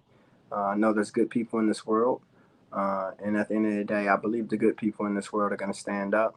I know the power truly is in the people. That's why I reach out to people like Hassan Campbell, Kwame Brown, Michi X, people who got those large platforms, because the power's in the people, y'all. It's not that I want to be personal friends with any of them. The only one I'm truly interested in being friends with, well, I ain't gonna say the only one, but Kwame seemed like he's a cool motherfucker. Michi too. But Kwame, I feel like I make Michi mad. She cuss me out. But Kwame, Kwame, me and Michi fall out. She's gonna cuss my ass out. I cuss the ass right back out.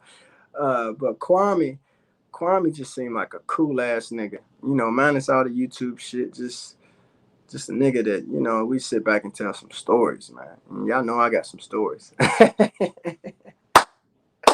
But at the end of the day, man, shout out Kwame Brown, shout out Michi X. I hope him and Hassan Campbell can truly be men and get this situation resolved as far as what they've demonstrated for the black community and the white community. Because one thing about this situation, the white people are watching, y'all. Hope they can get it resolved in a way that backfires on white supremacy. Because I want y'all to know, white supremacy was popping bottles. Ever since Kwame Brown and Hassan Campbell got into it, they loved that. They was popping bottles. That's their whole thing, divide and conquer. And I hope these guys can figure out a way to give us something beautiful and to sum it up in a beautiful way, because that's what we need. We need more of this shit. We got enough rappers beefing and all types of beef within our communities and neighborhoods, and politicians and all types of protest people beefing. We don't need to see no more beef. We need to see some people not necessarily just supporting each other and coming together, but ending whatever disagreements they got on a good note. I'm not calling for those two grown men to be best friends, because at the end of the day, I realized that shit got heated. You can't just act like, what I'm saying, you ain't mad about that. They both said some things to each other, but I hope they can be men and just be like, regardless how I feel about you, I don't see you every day. You don't see me every day. You're not necessary in my life. I'm not in your life. So on that note, we going to do this for the people, and we going to put an end to this fuckery, because there's too much fuckery going on out there. Y'all see? I told y'all about them cuss words. That ain't too bad. But I got to call a spade a spade. There's some fuckery going on out there. So it is what it is, man. I tried it with my situation with the Morris World dude, Tahaga Bay. Y'all know I got an issue with the dude because he got on his platform and told nothing but lies about me, and he was taking the orders of white supremacy. I don't want to blast the man. I didn't want to blast the man. But, when I reached out to him through text message, and I'm going to be able to show y'all the transactions, the dude don't know how to be a man. He don't know how to accept when he's wrong, and he can't stand corrected. So therefore, on that note, I'm gonna get my fucking lick back, and I'm gonna wait until I got all these thousands of followers, and then I'm gonna get my lick back. I'm gonna give him a taste of his own medicine. Except for, I'm not gonna do a show full of lies. My show gonna be full of facts, and I'm not gonna be taking orders from no white man. So it is what it is. Um, I don't, want to, just be all about that. But at the end of the day, I understand. Sometimes you got to put motherfucker in their place. But, I think Kwame did a good job. He put Hassan Campbell in his place. So now I hope both of them can be men moving forward and demonstrate something for the culture, something beautiful. And just be like, man, we ain't going to kill each other. There ain't no beef. We ain't going to fight. We ain't going to do. Well, I think they should fight if they were smart, because motherfuckers paid for that McGregor and not McGregor, but that Mayweather and what was that dude named Jake Paul? They paid for that Mayweather and Jake Paul. And let me tell you something. If somebody like me, I'm a good promoter too, so let me put my name out there. Somebody like me Floyd Mayweather got involved with them two doing some type of form of fighting, ah man, they can hit a lick. We talking about easily 10 million apiece. You know what I mean? Easily. You know, based off their followers.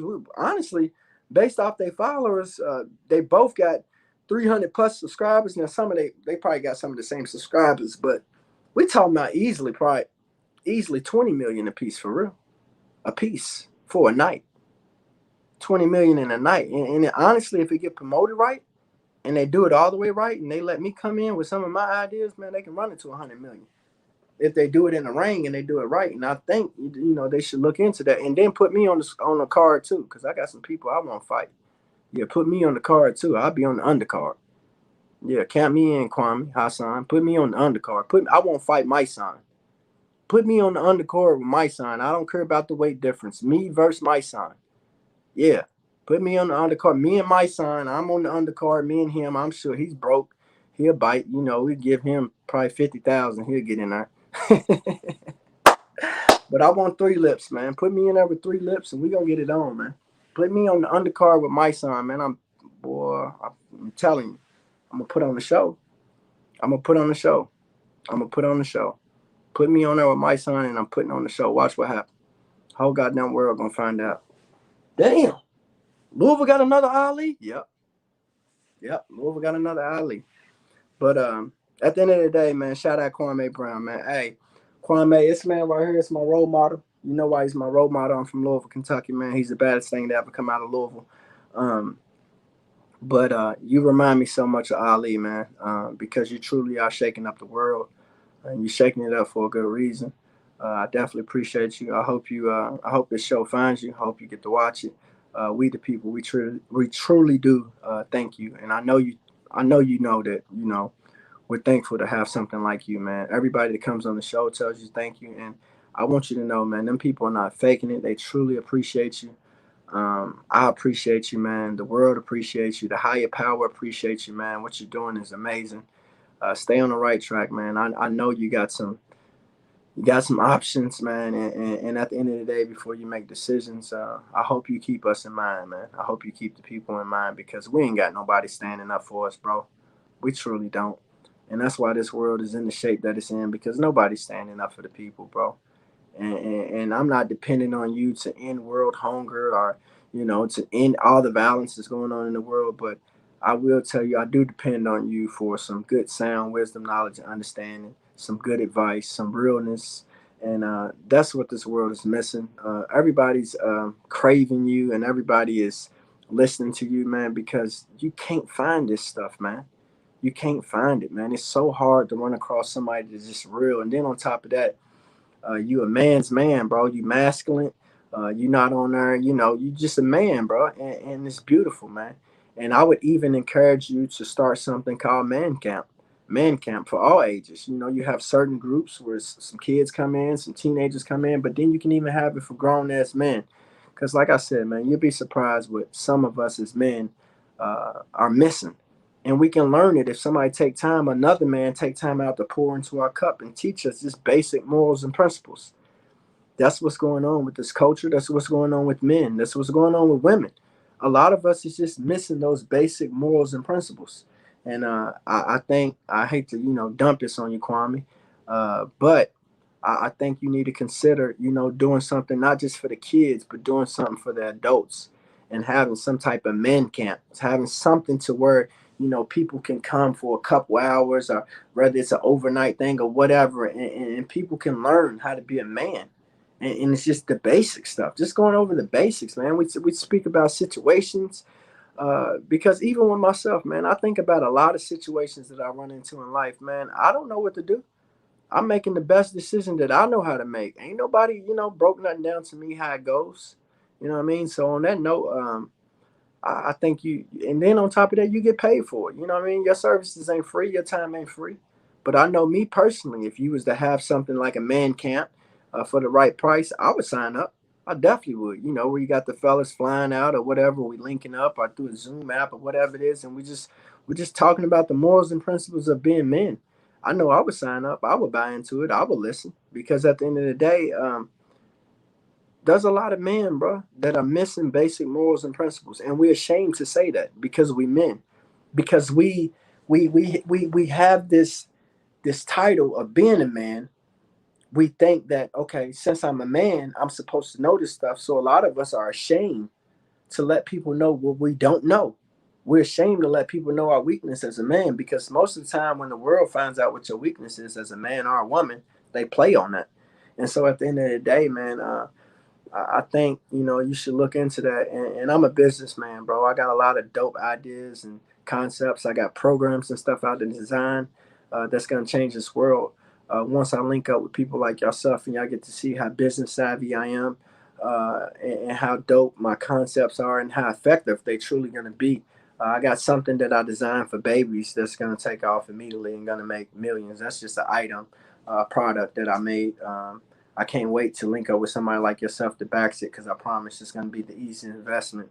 The easiest investment you ever invested in. It's literally going to make millions, billions. But I've designed programs and stuff like that for the world.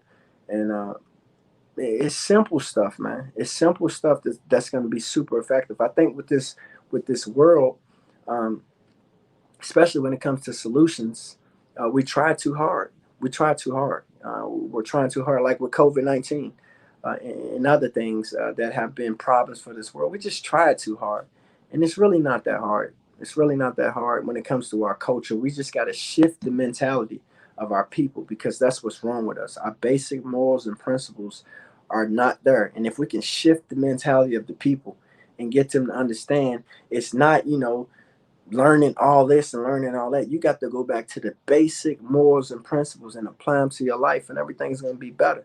Everything's going to be better, man. So I can't wait, man. I can't wait to when I'm sitting down at the table, having these conversations with the real men of the world, the people who are not intimidated by me, the people who can get over my arrogance or whatever they say I am. He think he's smarter than this person. He think he better. Whatever they say about me. I can't wait to sit down and have conversation with real men who are not easily offended, and people who can actually take some of these ideas that I got, join forces with me, and make this world better, man. Because that's what it's about, man. That's what it's about. Um, I find it extremely weird, man, that here I am, just this little guy from Louisville, Kentucky. Half of these people who are on the internet, 99% of them that are on the internet that's hating on me now, they had no clue who I was until the Breonna Taylor case. And with all the greatness and all the stuff that I've done and risking my life and landing it all on the line, all this stuff that I've done, they figured out, okay, how can we hate on him? And it's sad, but that's the world we live in. But at the end of the day, it blows my mind when I give it thought, because I'm like, these people met me when I'm laying my life on the line, when I'm trying my best. Ain't nobody taught me. I didn't meet Malcolm X. I didn't meet Martin Luther King. I never met Medgar Evers. I don't know James Baldwin personally. I met Dick Gregory, but it was brief. It was at Muhammad Ali's funeral. But at the end of the day, I don't, I don't know what to do. I'm just, allowing God to help me, and doing my best to listen to God as He ordered my steps. And then people want to point out all that I'm doing wrong, all that I'm saying wrong, when nobody has ever been in this position as far as being involved with the world's number one case as a black man. We ain't never seen no shit like this Breonna Taylor situation, as far as being magnified and all over the news now. And the Breonna Taylor situation is very common in the United States. They run in people's house, especially people of color, all the time, and kill them when they wasn't supposed to kill them or be in the house. But we never seen a person of color get this much attention and all over the news. And then what these people who are hating on me fail to realize is the whole case was put on me. Sam Aguiar put it all on me. And then when I actually deliver, he takes my work and he sells it for 12 million. And then when he sells it for 12 million, I blooped out. I took to the internet. I said some things I was angry. I said some frustration and some choice words to a lot of people. But y'all must understand, I worked my ass off to get that girl justice, and then they trade my work. Then on top of that, my number one enemy, Brett Hankerson, is running around on a 15,000 bail, and I know that he's responsible for a lot of people that are dead. And I got to deal with all that. On top of that, this girl ain't got justice, and then the protesters and certain people are trying to hate on me and label me a clout chaser when I was the one trying to expose these cops.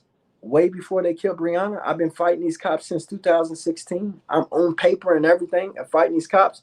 And then you got religious people and protesters and all these so-called leaders and, Black Panther people and all these people figured out a way to hate on me. It just blew my mind, man. All because I'm not perfect. All because I'm not perfect. All because I don't talk how they want me to talk. Because I don't date who they want me to date. It just blew my mind. But, at the end of the day, it taught me something. It was another lesson learned, a lesson that I'm actually going to learn from. It's not just a lesson learned, it's a lesson that I'm going to learn from. And I thank God for that unique position that I was in. I got to work the world's #1 case, y'all. Whether y'all believe it or not, I've already made history.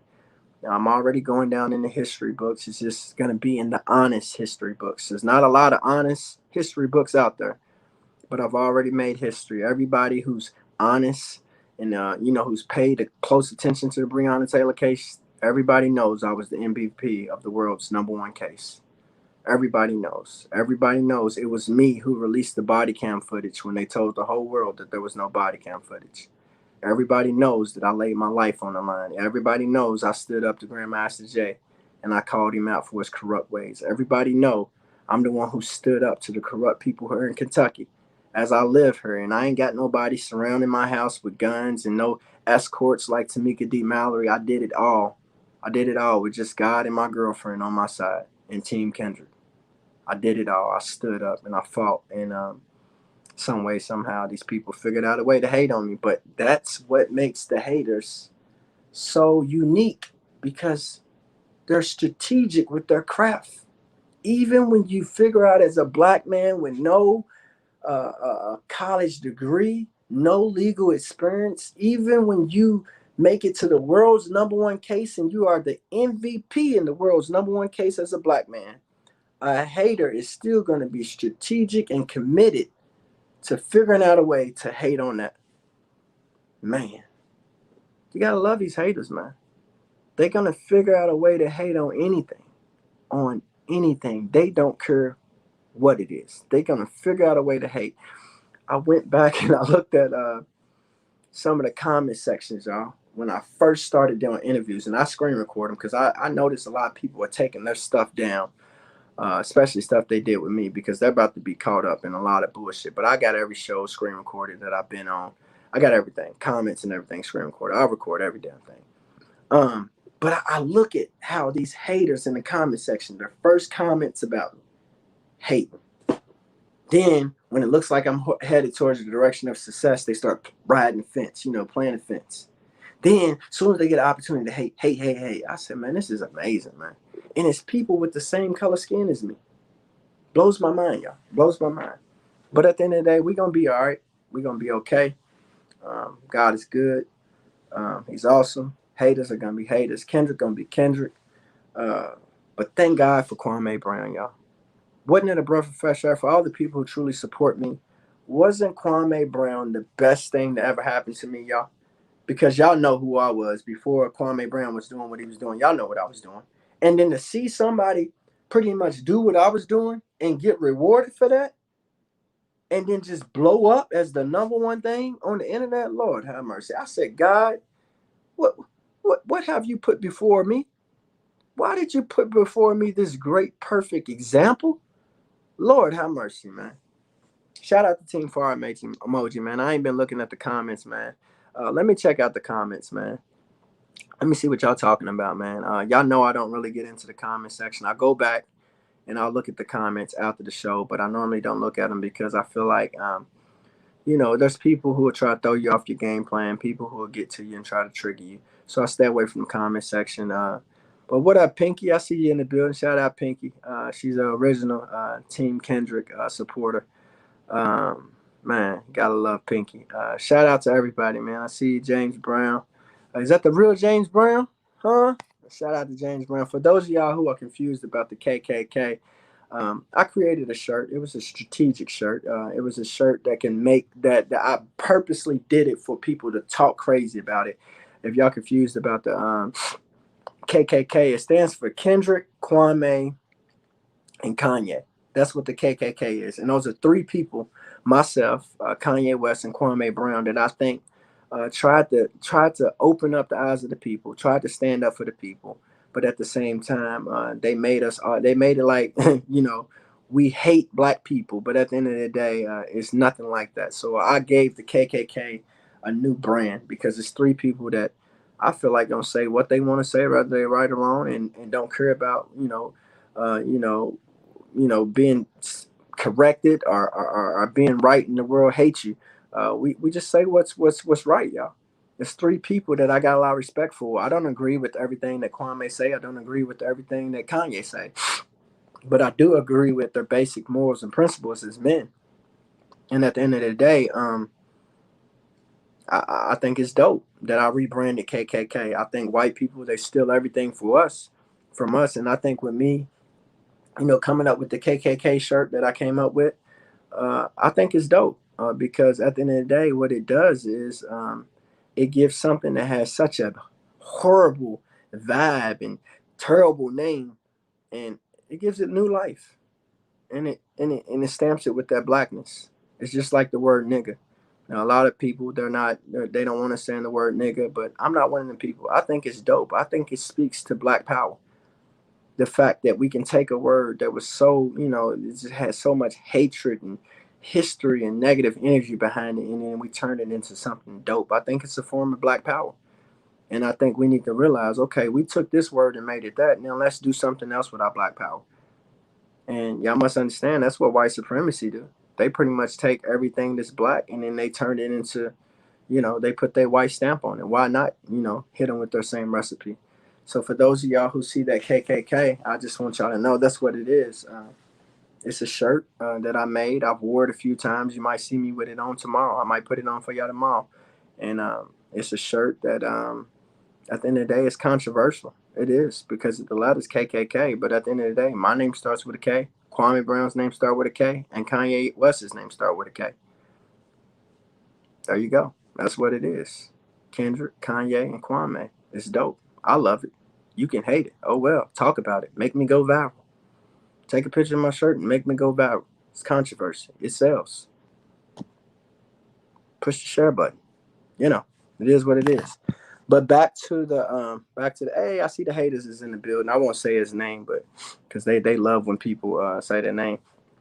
I can't wait until I open up the platform. I'm gonna show you about these Morris World TV clowns. None of them will debate me. I'll let them all come in my platform. I'll be fair. I won't delete their comments. This is one thing I don't do on my channel. I'm not deleting nobody's comments. All your hate can stay. I'm not putting nobody in jail. Nobody's going in timeout. None of that. Cult. They running cults. But one thing I promise you this: Christians, cover up your ears. Some cuss words about to come. All you religious people, cover your ears up. I got a few cuss words. One thing about these Morris World TV people who be hating on me so bad, you put them on a platform with me, I promise I'll run through them all like sluts. I promise I will. They're not smart. They act like they smart. I will run through them all like sluts. Even their leader. I want their leader first, just to make an example out of them, because the rest of them, they're dumb as fuck. They run around calling this man the Grand Sheik. This man's the Grand fucking COINTELPRO ho. And y'all know who I'm talking about, Tahaga Bay. At the end of the day, he wants zero issue with me. He runs around and he talks all this stuff about Kendrick. He runs around acting like he'll debate any and everybody. He won't debate me. But now, that I've been on the Kwame Brown show, he might make a show about me. He might want some of this because that's what he do. He wait for people to, because that's the only reason why I came on his show. Well, he got me on his show because he seen the clout coming with me. So he's like, I got to get this dude. And then he backstab me like you do everybody that comes on the show. There's not too many people that's ever made it on his show that didn't get backstabbed. But I promise you, when it comes to those people over at Morris World TV, I don't even know who they are. I don't give a fuck who they go get. I'm running through them all like sluts. I know what I'm connected to. It's already written. I can't wait. I'm going to give that man everything he wants. Wait till y'all see my show that I got for him. I've been having this show. I just ain't put it out.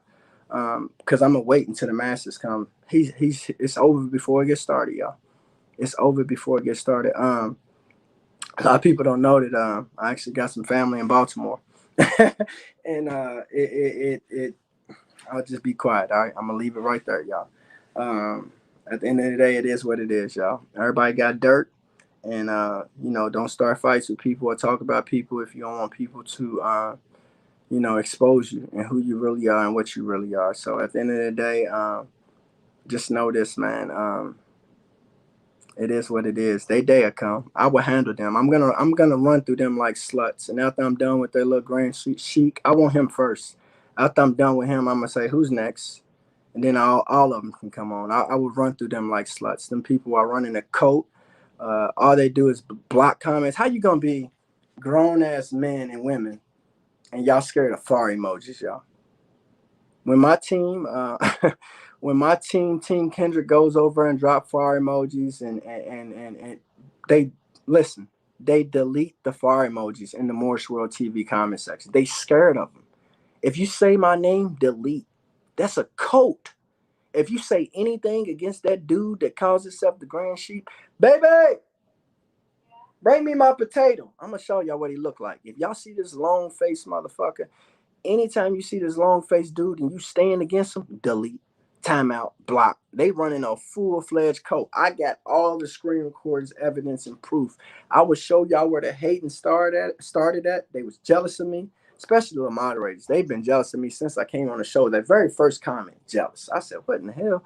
But at the end of the day, if y'all see this long-faced dude, y'all gonna be like, man, he got charisma and he's funny at first. He's got a unique laugh and all that. I give him that. But the dude's a COINTELPRO hoe. He's go along, get along game. And he looks like this. That's what he looks. I be that potato, you gonna remember. Yo, I be that potato, you gonna remember. Tahaga Bay, long face. That's him right there, y'all. If y'all see a dude on YouTube that look like this, he got a long face. Sometimes he got one of them little red hats on. He's a Moorish dude. I don't think the Moorish people like him. I don't think the Moorish community mess with him.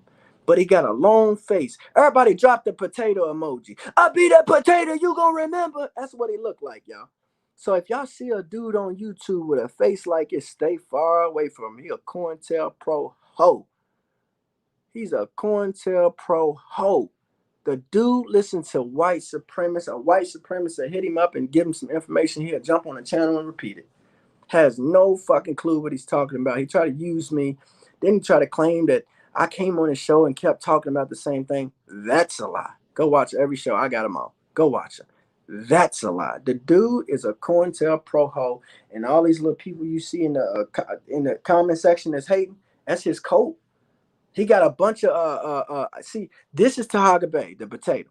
Long face Tahaga Bay. He got a bunch of tater tots. That's what I call him. His tater tots, they be all in my comment section.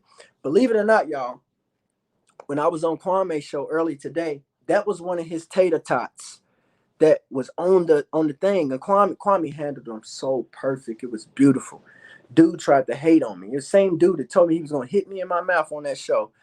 He tried to hate on me, and Kwame had posted it for a second, and then Kwame felt that energy. He said that don't matter and kicked it off. That was one of his tater tots.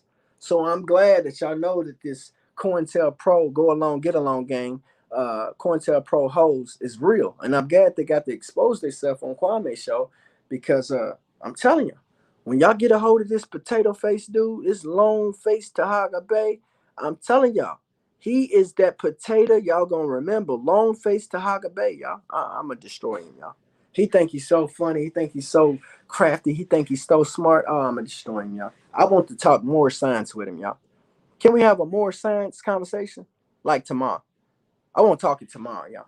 I want to show him where I'm at with my more science. Can we talk more science tomorrow? I'm gonna destroy him with his own goddamn topic. And he's a grand sheik. We're gonna talk more science, and I'm going to destroy him. Destroy him, y'all. He gonna be that potato y'all all gonna remember. Drop the fire emojis. Fire emojis. That's another thing, man. If y'all see the people in y'all comment section, Kwame, if you see the people in your comment section, that's another thing. I coined the hottest emoji on the internet. Nobody was doing this before me, but I got this thing when I'm dealing with haters. I just get to yelling, fire emojis, fire emojis, fire emojis, fire emojis. and then the crowd goes wild, and all my people get to dropping them fire emojis, and it's so beautiful because you ain't even gotta read it; you can just see it. Fire emojis, fire emojis, fire emojis, fire emojis, and I do it so dope, and there's so much passion behind it that the Morse world people they scared of it. They get the delete, and they're like, "Oh my God, stop it! Oh my God!" Little tater tots, little tater tots. They run in the little comment section. They just little moderators. I call them the tater tots. But yeah, the long face dude. He's the dude that's behind the hate. There's some COINTELPRO hosts. Go along, get along, gang. It's real. They all connected. I'm gonna prove it. It's off with their head, man. I'm gonna destroy them all, man. I'm just too much for these people to handle. They hit me with their best shot. At the end of the day, you know, when people start getting personal, you know, talking about who you sleeping with. What the hell does who I'm sleeping with got to do with getting justice for Breonna Taylor? These people are so low. They got to talking about who I'm sleeping with. It's no secret that I got a white girl, but at the end of the day, y'all want to talk about my past and how many women that I've dated of different nationalities, and now they're just a white woman's turn. Y'all got something bad to say? This shit's crazy. But it's no secret. And yeah, a lot of people, oh, I gotta date a white girl. Yeah, what the fuck's wrong with dating a white girl? At the end of the day, I'm dating who I want to date. I'm dating who God aligned my situation with right now. And it's not something that I hide. This white girl has been there for me through thick and thin. She's been right there. She's the one who did the recordings when Brett Hankinson planted the drugs on me. She caught him. She's been right there. She's been right there through it all, and I thank God for her. I truly do. I love black women. Don't get it twisted. I love my mama. I love my aunties. I love my sisters. I even go as far as saying I think black women are the most beautiful people in the world. I truly do. But at the end of the day, God has put me in a situation to where I'm dating a woman that is white. And at the end of the day, it is what it is. It's not something that you know I had or whatever. But those Morse World TV people, they tried to set me up. They double crossed me. They tried to set me up. They had a show that where they was gonna, you know, do some sneak dissing and have a dude come on and take shots at me. It didn't work out because they had this poor Moorish raggedy bum from Louisville who didn't have a good Wi-Fi connected because he just I don't know, God wasn't on his side at the time. So then they tried to switch the title of the show last minute to is it possible for a black man who's dating a white woman to lead the culture to liberation or something on the lines of that. It was some title like that. I'm paraphrasing. But then I ended up coming on the show and I was hot because me and Tahaga had just talked about this off the phone and it's a recorded conversation. Um, got him. But we had talked about this 2 days before the show and he switched his whole stance on the show. And I'm like, this dude is fake as hell. And next thing you know, he brought on like 7, 8, 9 people to jump me. They was jumping me, y'all. And then he kept me muted. He wouldn't let me talk back. He was mute me. And I'm like, I'm the only one on here making sense, but I'm muted. Then he had a dude from Cali, and the dude from Cali was talking about hit me in my mouth. And I'm like, dude, you not gonna hit me in my mouth. Furthermore, I'm not on here for no beef and to go back and forth. We was on here to talk about this topic, but then you talking about hit me in my mouth. But since you said that, let me let you know. No, you're not gonna hit me in my mouth. On top of that, you're gonna lose your teeth fucking with me. Like my hands are certified. Hey Kwame, ask Rondo about my hands. They stupid. I mean they stupid. Ask Rondo. They're stupid. I mean they're retarded. I mean, might not look like nothing. They're stupid. They're retarded. It gets the wicked, bro. Real wicked.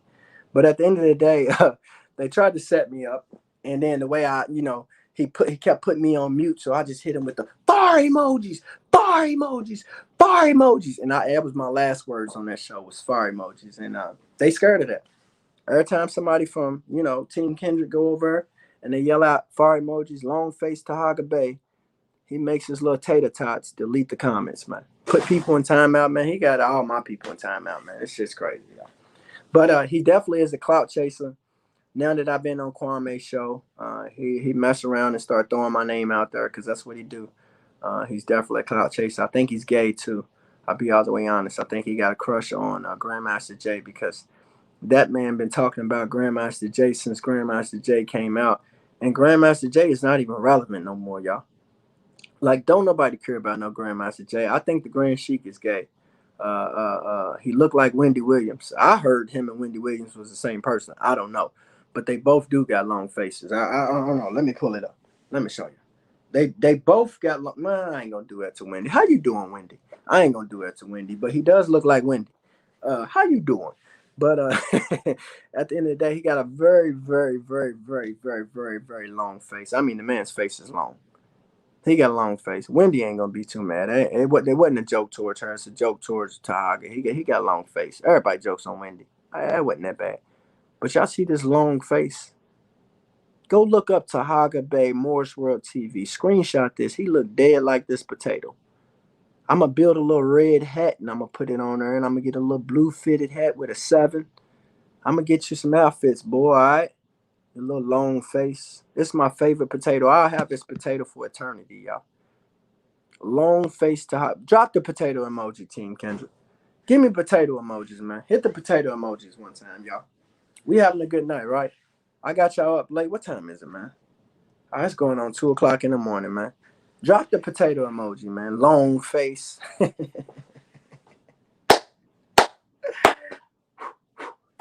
the guns. I got it. Something light, y'all. Something light. I seen them in the comment section, y'all. I know y'all handing them in the comment section. What they over dumping water? What they dumping water? They lame. They lame. Hey, drop the fire. That's all you gotta do is drop the fire emojis. They gonna disappear. They scared of me, man. They scared of me. They gonna hate it when I get to playing these recordings of that Grand Chic. They gonna like, damn, damn. Go along, get along, gang is real. Cointel Pro Hose is real. I'm real. Kwame Brown is real. Team Kendrick is real. Shout out to everyone, man. I love y'all, man. Y'all know I do this, man, with no notes. You know, I ain't got no teleprompters and none of that. I just get up here and I talk the good talk, man. And I try my best to give the people what they need to hear. More importantly, man, I just try my best to let God order my steps, man. And if you can't respect that, your whole perspective is whack, man.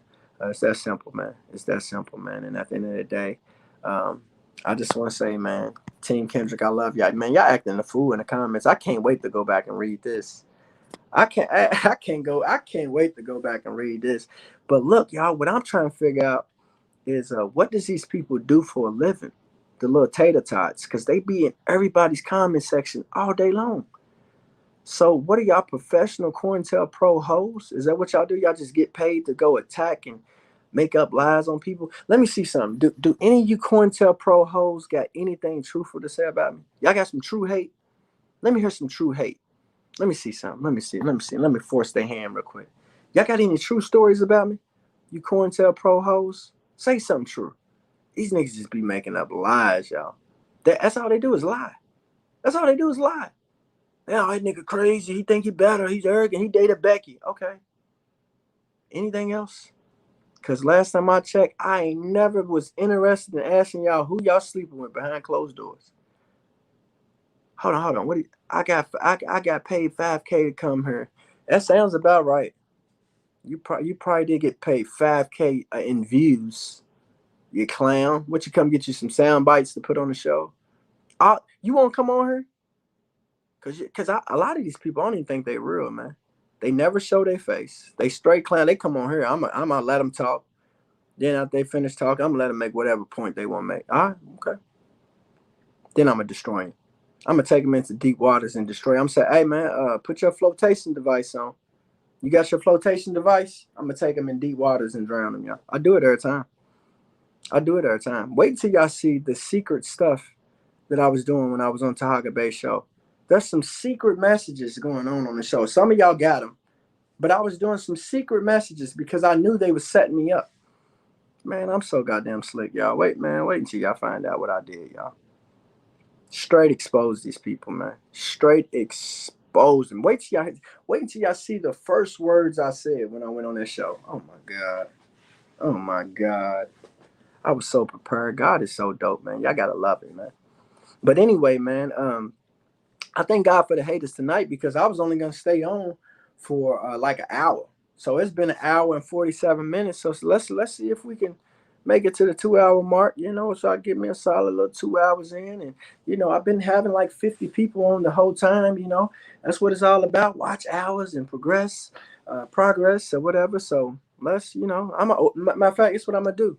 Um, I'm going to open up the comment section, y'all. I'm gonna open up the comment section and I'm gonna read the comments, man. What y'all talking about out there, y'all?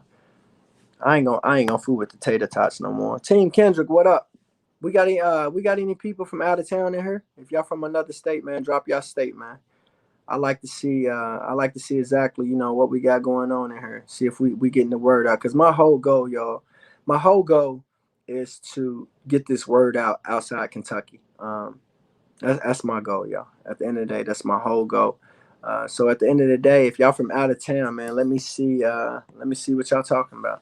Indiana, that's what's up. That's what's up. Indiana in the building. Dallas in the building. That's what's up. Shout out to Dallas, man.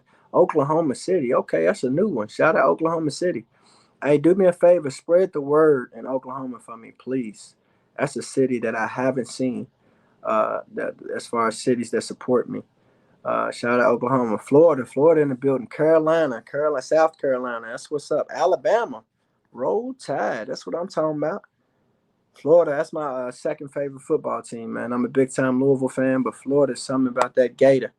I like Alabama too, though. I love me some Nick Saban. Who else is in the building? Who else is in the building? I see that. I see the haters. The haters want some attention, man. Just hit them with fire emojis, y'all. Who else is in the building? Absolutely. Let me see. I'm trying to read y'all comments, y'all. Ben Crump is definitely a fraud. We got a whole split some money. Yeah, we do. We do. That's another thing, y'all. I got some skits coming, y'all. Like I said, man, I'm like, I shift gears, y'all. I can shift gears. Y'all see me. Y'all gonna see me get down in several different ways on YouTube. Right now, I'm trying to be calm, cool, and collect. I'm funny as hell, y'all. I'm not just saying that. I know I'm funny, so I'm gonna go on and tell you I'm funny as hell. And when y'all see some of these skits, y'all better be ready to laugh. I done broke up relationships. I got some girls that done told me that they boyfriends have broke up with them because they can't stop watching me. They're giving me more attention than their relationship. This shit is crazy, but these are facts. People done broke up with their significant other because I'm a whole fucking walking entertainment, y'all. I'm funny, I'm truthful, I'm real. Y'all see, I was raised in Louisville's toughest project, the roughest, toughest project we ever had. I was raised in, and I still got a little bit of project left in this vein. So every now and then, y'all see some hood shit come out. I ain't gonna lie, y'all be like, whoa, shit, that nigga kind of gangster. Yeah, I got a little gangster in me. I don't wear it on my sleeve, but it is in me. Sometimes it comes out. So, but I like to be positive. I like to be analytical. I like to be truthful. I like to be honest. I'm a very, very loyal person. I'm not perfect. I have some things that, I've done in life that I'm not proud of. There was periods of time in my life where I was a hustler, but I learned from that. Uh, there's a lot of things that I'm not proud of, but everything that I've done in life, I wouldn't take back, because everything that I've done in life, I learned from, and I've been able to not only just learn from it, but just share my mistakes and my experiences with up and coming kids and teenagers and even older men and women, and I'm able to help minimize their mistakes by telling them about mine. And I've been inspiration for my city, for my families, my siblings. Before this Breonna Taylor case, there's a lot of people that pull inspiration from me. I can name about 5 people that I know opened up businesses off the back of me and seeing me open up my barbershop. I didn't just open up a normal barbershop in Louisville. I opened up a very big, beautiful barbershop on a street that was dominated by white people. It was a diverse street, but it was dominated by white businesses. And I put my barbershop smack dead on that street. And what was so dope about my barbershop, I put it right next to a club that had put me out basically for being black. They was being racist. And so what I did, I made a whole lot of shirts that talked about that club and I sold them. And then I took all my money and I opened up a business right next door to them. That's probably some of the most gangster shit I ever did. But that was before the Breonna Taylor case. I was standing up to racism. A club by the name of Baxter's here in Louisville They was on some racist shit, in my opinion. Put me out the club basically for being black. This was a problem that was going on with them doing this to a lot of people of color, and I got sick of it. Next thing you know, I went and dumped a lot of my money into getting shirts made, and then I sold them all over the internet. And then I took all the money and I opened up my barbershop right next door to them. And every day they had to see me. And I went down there and I passed them out some business cards on some jerk shit. I was like, here you go. I own the business next door. You know what I mean? So I've done a lot of things to inspire people, and a lot of my family and friends, they went out and opened up their own business when they seen that I did it. Um, I went to the schools. I went around giving kids free haircuts at the schools. I would let principals pick out kids that wasn't fortunate enough to get haircuts, and I would, go to schools and to career day and let kids know you don't have to go to college. See, this shit that Kwame's talking about, this trade stuff, I was going to schools and telling kids about trades. So because a trade changed my life. And so I would go to schools, and while everybody's talking about college and they're bringing in doctors and policemen and firemen, here I am in there as a barber with my clippers and my little billboard. And they're like, huh? And I'm like, yeah, kids, look, I'm not trying to tell y'all not to go to college, but if you choose not to go to college, there are other options. Here's what I did. And then I go into my story. And that was some pretty dope situations, man. I got to meet a lot of little kids that looked up to me. And I know these kids, they're getting older and they're in middle school now, and they're thinking about, man, I know that guy. As they see me out there, out front with this Breonna Taylor situation, because I'm very known in Louisville. They probably remember me from their career day before the Breonna Taylor thing. So I know I've been true inspiration in a good, positive way for my city, for the kids. I've been a great role model for my family. My little cousins, my brothers and sisters. I've inspired all of them. My brothers, they're all opening up businesses. They're all accomplishing their goals and dreams right now. And I know at the end of the day, um, I'll go and pat myself on the back. I know it was me that made them be like, you know what? If Kendra can do it, we can do it. Because I was the only kid out of all the kids that got put in a foster home. And I used to think that was a bad thing, and my family had felt so bad. They felt so bad because I was the only one. But I was bad. I was very, very bad. I was a lot to handle. And with me, being the only kid out of all the kids that got put in a foster home, and me not getting to see them for so long, and you know, and not having any envy towards my family, not finger pointing. I've never been the type to be mad at my mom or dad or anything. With me, you know, overcoming all that and then getting out and opening up a business and then picking right back where we left off with my family and loving them for the mistakes or whatever that they made. Um, they put a lot of inspiration from me, a lot. And I thank God that I was able to not hate my parents. I was able to still, love my grandmother and my family for trying their best, even though their best wasn't good enough. But I thank God that I didn't develop a hate in my heart, because I got a lot of foster brothers and sisters, a lot of them, over 20 foster brothers and sisters that I'm close with, that I love dearly. My foster brothers and sisters are like my real brothers and sisters. I love them all the same.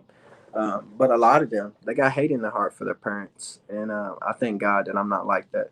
I thank God that I was able to forgive my parents for their bad habits, for their bad decisions. And I thank God for them being the example, because my parents, I don't do drugs. I'm not into drugs. It's never been anything that I've never been a smoker, a weed smoker, or anything. I'm a drinker here and there, like if I'm around, I'm a social drinker. If I'm around people and they say, you want to get a drink, I'll do it. But I thank God for my parents being the example. I hate that it had to be my parents, but at the same time, I am thankful for them, because with them, being involved with drugs and seeing what it did to them, it made me say no. I never wanted to be involved with drugs as far as doing them. Never. Absolutely never. And strictly because I seen what it did to my parents. So I thank God. I thank God that I had that example in front of me. I know it's a weird way to thank God, but somebody got to be the example. And I thank God um, that I wasn't the example for my kids as far as don't do drugs. I thank God that I was able to see my parents, go through that. And my parents are, man, my parents are such amazing people. I thank God that I was able to see past that situation and the fact that I got put in a foster home, and I got to appreciate and see how amazing they was, and not just judge them off the back of their mistakes and their flaws. Um, my foster parents, outside looking in, you would think that my foster parents was the best people in the world. They had all the money, the big houses. We lived in the richest part of Louisville. You would think that they was perfect. But as I, got older, and I start realizing it's not even close. My real parents is way better than them. They just happen to had some habits and stuff. They had some demons they was battling. But my real parents, they love me, they care about me, but they was battling some demons. But my foster parents, they had it all, but they were selfish. They never came to my games. They never bought me clothes. They never bought me basketball pictures, class rings, or any of that. They were just flat out selfish people. And they was pastors. And that's what threw me off. As I got older, I was like, how is this possible, God? These people are men and women of God, and they treating kids like this. And it wasn't just me. They did some very, very horrible things to us. They really did. They never molested me. I thank God that I was never molested, but I was mentally abused. Like I said, they kept me in the basement for pretty much 9 years. As an 18-year-old boy, I had to ask for a cup of water, y'all. A cup of water. I used to eat 3 cookies from the time that I got out of basketball practice until dinner was ready. All I would get was 3 cookies until dinner was ready, and that's coming off basketball practice where we've been running and doing all this.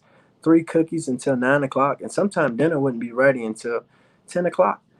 But these people was very, very selfish, cruel people, and I just thank God for making my parents the example of not only what not to do, but also making them the example that though their demons that they're battling is very, very visible. At the end of the day, if you look deep and you look past their demons, they're actually beautiful souls and beautiful people. Just so happen their biggest battle and their biggest demon is one that we can all see. And one thing we got to realize as people, we all got demons.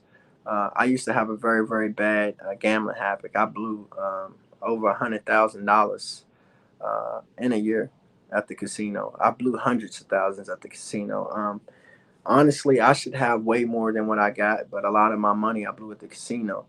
But that was a demon that people couldn't see, and but it was a demon. I blew a lot of money there, and it made me realize I'm not gonna, judge my parents and hate my parents for their mistakes and for their demon that's visible. Because at the end of the day, I got the same demon.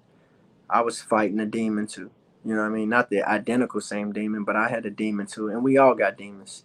It's just so happens some of our demons are visible. So I asked all of y'all not to judge people too much. I know at the end of the day, we do got to be careful who we hang with because it's certain demons that we can see. But at the end of the day, just know you got one too. And you know, moving forward, I hope people consider that and apply that to their wisdom, knowledge, and understanding. And I thank all of y'all for rocking out with me, coming on the show. Once again, thank you, Kwame Brown. We the people, we truly appreciate you, brother. Shout out to all the people who are spreading the truth. Shout out to all the truth seekers. Shout out to all the people from out of town, man. I hope y'all tell a friend or a family member about me and subscribe to me. I promise I won't be this boring all the time. Like I'm turned up and I'm crazy and I'm loud, but I don't want to build my platform off the back of beef. I want to do about 3 to 4 more shows of just solid, good YouTubing and talking and conversation, and then we can jump into, whatever. But right now, I don't want to. I don't want to build my platform off beef. I don't want to call people's name out. I'm kind of mad at myself for talking about the long faced dude. But at the end of the day, now that I talked about the long faced dude, he's gonna be that potato you gonna remember. But Kendrick, he has one of the most analytical minds I've ever seen. That's what he said about me, y'all. He said, if I may, you have one of the most progressive analytical minds I've ever seen in a long time. Ain't that what he said, little tater tots? Then he said, one of the most revealers, the most extraordinary revealers of evidence I've ever seen. That's what your Grand Sheik said about me.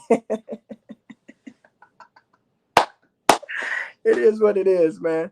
I hate that I had to take shots. Hey, but hey, sometimes you gotta take shots. Blow the guns off, tuck them back. That's all. But at the end of the day, man, I love y'all, man. Shout out Team Kendrick. Shout out Team Fire Emoji. We big time now, baby. We was on the Kwame Brown show, man. We big time, baby. We made it. Detroit, what up? I always wanted to say that. Y'all remember him? Detroit, what up? Detroit, Louisville, what up? We big time, baby. But yeah, man, we in the building, man. Get ready, man. It's gonna be beautiful. It's gonna be beautiful, man. It's gonna be beautiful. Just sit back, and just watch God work, man. The universe is dope. You got to walk by faith and not by sight. Anything that you want to know, the universe is not one of those petty girls or one of those petty dudes. It won't leave you on red. If you are seeking some information for the right reason, and you got your heart and your thoughts, they're one with each other, the universe will reveal. And always remember that. You don't have to go to the universities to learn. You can go to the plug, which is the universe. And just know the universe is not going to reveal if you want the answer for the wrong reason. So on that note, just know, man, the universe loves you. I love you. And at the end of the day, I'm in it. I'm in it now, y'all. I'm in it. And my goal is to get justice for Breonna Taylor, get justice for myself, bust the pipes of corruption, and tear down the walls of racism. Thank y'all for watching me tonight, man. Y'all have a good night.